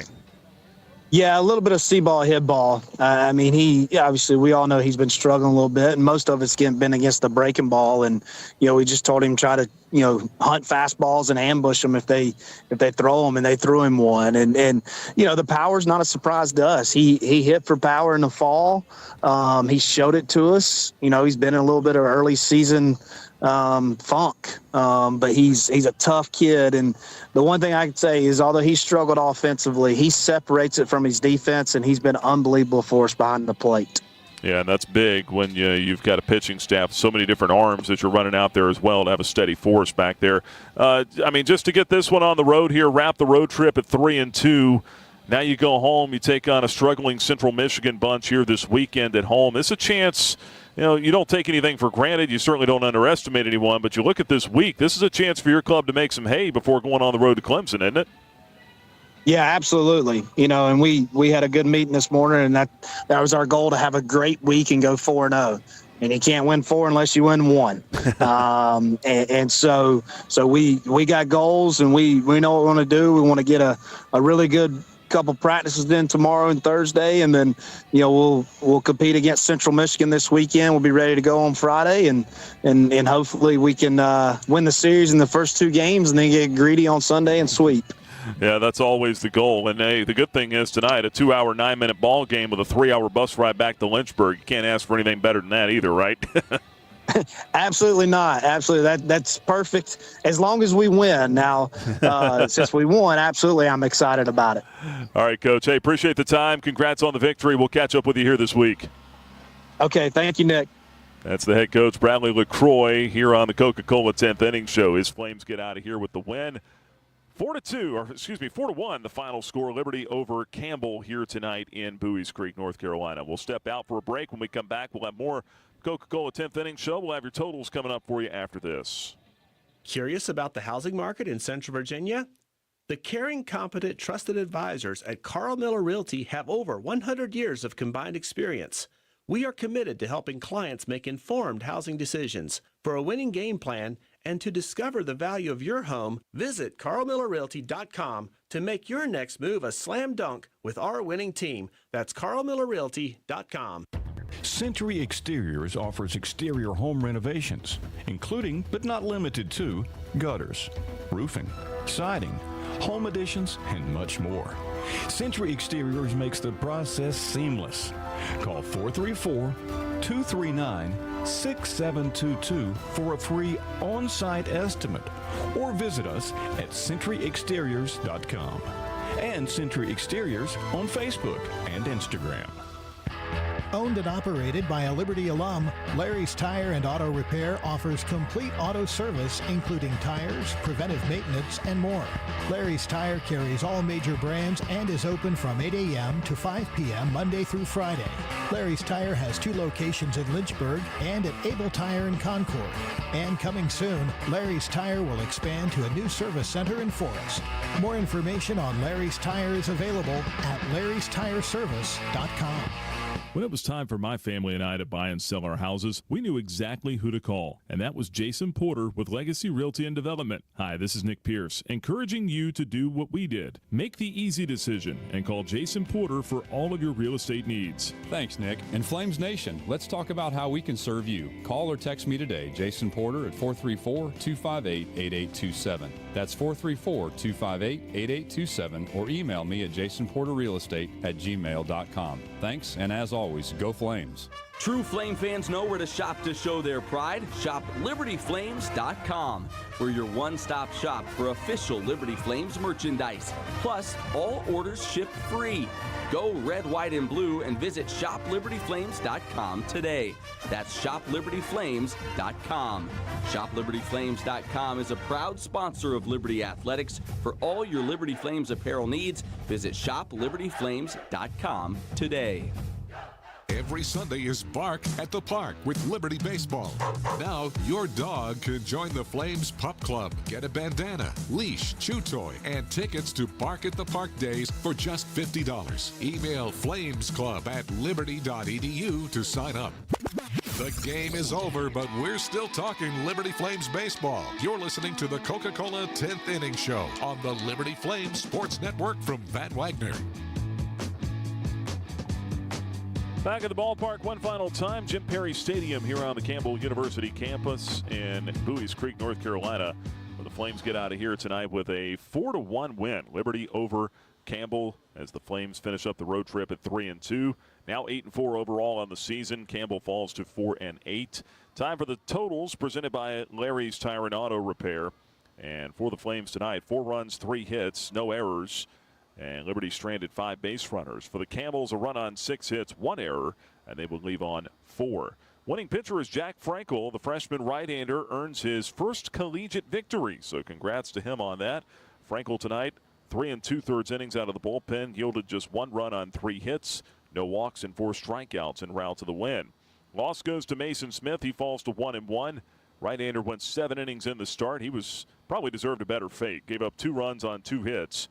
2 walks and 4 strikeouts on 91 pitches, but Smith takes the loss. He's 1-1, and Garrett McLaughlin picks up his first save here for the Flames tonight. 1 1/3 scoreless innings, 1 hit, 1 strikeout, faced 5 batters, and threw 17 pitches.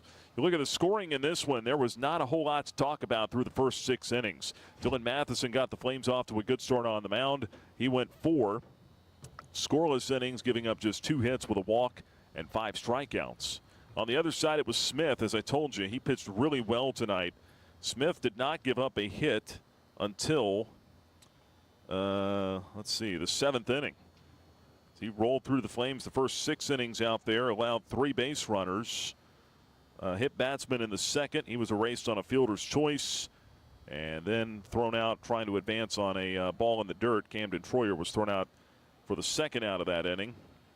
And then Flames got another base runner in the 5th on an error by Oster at second base. Fielding error. Troyer reached. Then he was thrown out trying to steal. And so Mason Smith faced the minimum until there were 2 outs in the 6th inning. He walked Cowell early and then Early stole second and was stranded there as Robertson struck out to end the inning. So through 6 innings, Smith faced one batter over the minimum. Did not give up a hit. In the top of the 7th, Tanner Marsh led it off with a single to center field. To left field rather. Clean base hit to break up the no-hit bid. And then following that was Jackson Sorensen coming to the plate. Got down in the count 1-2. Then got a pitch he could handle. Drove it out of here to right center field. His 4th home run of the year, his 3rd of the trip. 2-run shot made it 2-0 Liberty. Flames would get another man on. 2 batters later, Troyer would walk. He'd be stranded there. In the bottom half of the 8th, still Flames leading at 2-0. Frankel gave up a leadoff double to Jet Music. Then a single from Charlie Meglio put runners at 1st and 3rd for Andrew Keller. He would fly out down the left field line on a nice running grab and foul ground by Nick Barone. 1 out in the inning at that point. Then that brought the pinch hitter Ben Karpowitz to the plate. Hit for Simpson in the 9-hole. Karpowitz hit one on the ground to 3rd. Sorensen tried to start a double play. He threw all the way over to second base from the 3rd base bag. They got the trail runner there in Meglio, 5-4 fielder's choice, but were not able to turn it back to first in time to get Karpowitz for the double play ball. So they settle for the 1 out. Karpowitz gets the RBI as Music scores from 3rd. That made it a 2-1 game. Flames then went to the bullpen. They brought on Garrett McLaughlin. He gave up a single to Darnell Parker. That put 2 runners on then for Jonah Oster. Oster would hit into a 6-4 fielder's choice, and McLaughlin would get out of the inning without any further damage. So 2-1, Flames led it going into the 9th inning. First 2 men were retired easily by reliever Drew Signer. A ground out and a pop out. And then Riley DiCandido would work a walk with 2 outs in the inning to extend the frame for Tucker Moore. And he jumped on the first pitch he saw, clubbed it out of here to left field, a 2-run homer, his first of the year. Made it 4-1 Flames as they expand the lead in the 9th inning. Garrett McLaughlin would come back out in the bottom half, get a strikeout and a pair of groundouts to end it as the Flames again get out of here 4-1 winners tonight. Game that took just 2 hours and 9 minutes, 582 here to see it at Jim Perry Stadium in Bowie's Creek as Liberty wins it over Campbell. And the Flames are now 8-4. The Camels fall to 4-8. Final stats are presented by Larry's Tire and Auto Repair. And it's time now to bring you our Thompson Brooks Insurance Player of the Game. Tough to do in a game like this. Again, you've got a lot of guys that had impactful moments in this game, but we're going to go with Tucker Moore, guy who's been struggling a little bit. That big 2-run homer there in the top of the 9th inning gave the Flames some much-needed breathing room, made that job a lot easier for McLaughlin in the bottom of the 9th to come out and get the last 3 outs. Tucker Moore, his 2-run homer in the top of the 9th inning, makes him our Thompson Brooks Insurance Player of the Game. One final detail before we get out of here. Let's check the out-of-town scoreboard built by Frank Good Builders. We'll start with Flames softball. Liberty, number 22 Liberty, wins it over James Madison today, 2-1. Final score in Lynchburg. Savannah Woodard with a solo home run for the Lady Flames in the 5th inning to break a 1-1 tie. Elena Escobar gets the win. In the pitcher's circle, she goes to 5-1 on the year. Paige Bachman picks up her first save. The Lady Flames win it over the Dukes 2-1. Liberty's now won 5 straight, and the Lady Flames improved to 17-4 on the year. Conference USA Baseball tonight. Some games in progress. Bottom half of the 1st inning in Dallas, Texas. Number 21 Dallas Baptist leads number 13 Oklahoma. It's 2-0 there. Elsewhere, bottom half of the 1st, Louisiana Tech 4-0 lead over Nichols, and the Bulldogs are still batting. And down at the Love Shack in Ruston. Top of the 2nd inning, Miami has a 3-0 lead at FIU. And in the bottom half of the 8th in Jacksonville, Alabama, it's all number 23 Alabama. Crimson Tide lead the Gamecocks 8-1 there. And a final from earlier, Georgia Tech rallies to beat Kennesaw State 11-4, the final in Atlanta. And here, the score you care most about, the Flames win it over the Camels. Liberty 4, Campbell 1. That's the final score here tonight in Bowie's Creek, North Carolina. Our next broadcast comes your way Friday afternoon. Liberty is back at home. 3-game series this weekend with Central Michigan. Flames and Chippewas will meet for the first time since the 2022 NCAA Regional. Liberty and Central Michigan played in an elimination game down in Gainesville that went to extra innings. Chippewas beat the Flames that day to end Liberty's season. So first time these two clubs have gotten together since then. And since that moment, Central Michigan's had a coaching change, and the Chippewas are off to a tough start this year at 2-10. They will not play a midweek game. Flames will see the Chippewas this weekend for 3, starting with game 1 on Friday afternoon at 4 o'clock. Left-hander Josh Swink will be on the mound for the Flames in the start. Swink on the year 2-1 in 4 starts with a 6.55 ERA. Do not yet have a starter for Central Michigan on Friday.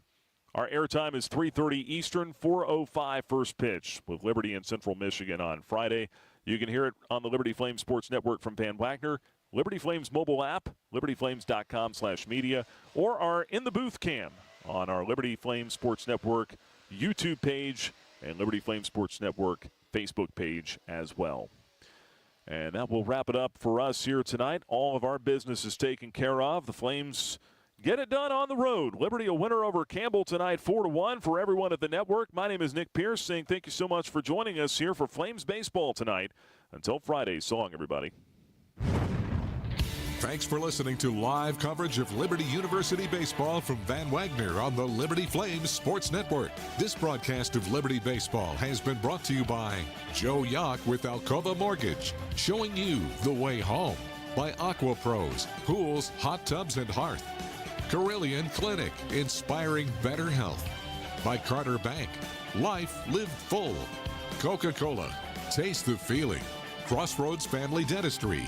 Earthright Mid-Atlantic, your trusted solar and energy efficiency experts. By 11 West. First Bank and Trust, the bank that puts you first. Foster Fuels, providing reliable service for 100 years. Frank Good Builders. Freedom First Credit Union, where people bank for good. Gentry Lock Attorneys. The Good Feet Store. By Haley's Appliance and Outdoor. Liberty Baseball has also been brought to you by Ironclad Coffee Roasters, the finest hand-picked specialty coffees from around the world, serving you at Candler Station in Lynchburg. Jason Porter with Legacy Realty and Development. Larry's Tire and Auto Repair. Expect the best service, prices, and care. By Carl Miller Realty, caring, competent, trusted advisors. The Liberty Bookstore, the official online store of Liberty Athletics. Lynchburg Nissan. Nobody beats our prices. Nobody. Peary Family Dentistry. Century Exteriors, providing roofing, gutters, windows, and home remodeling. Visit them at centuryexteriors.com. By Segra, a proud partner of Liberty University. Segra offers customized business technology solutions. Learn more at segra.com. And by Thompson Brooks Insurance. Planning today for tomorrow. The general manager of the Liberty Flames Sports Network from Van Wagner is Justin Metzger. Network director, Alan York. Coordinating producers, Kyle Sykes and Nick Pierce. I'm staff announcer Jeff Lawrence with a special thanks to Liberty University Athletics Director Ian McCaw, Senior Associate Athletics Director Robert Goodman, and Senior Associate Strategic Communications Director Ryan Baumberger. Liberty Flames Baseball is an exclusive presentation of the Liberty Flames Sports Network from Van Wagner.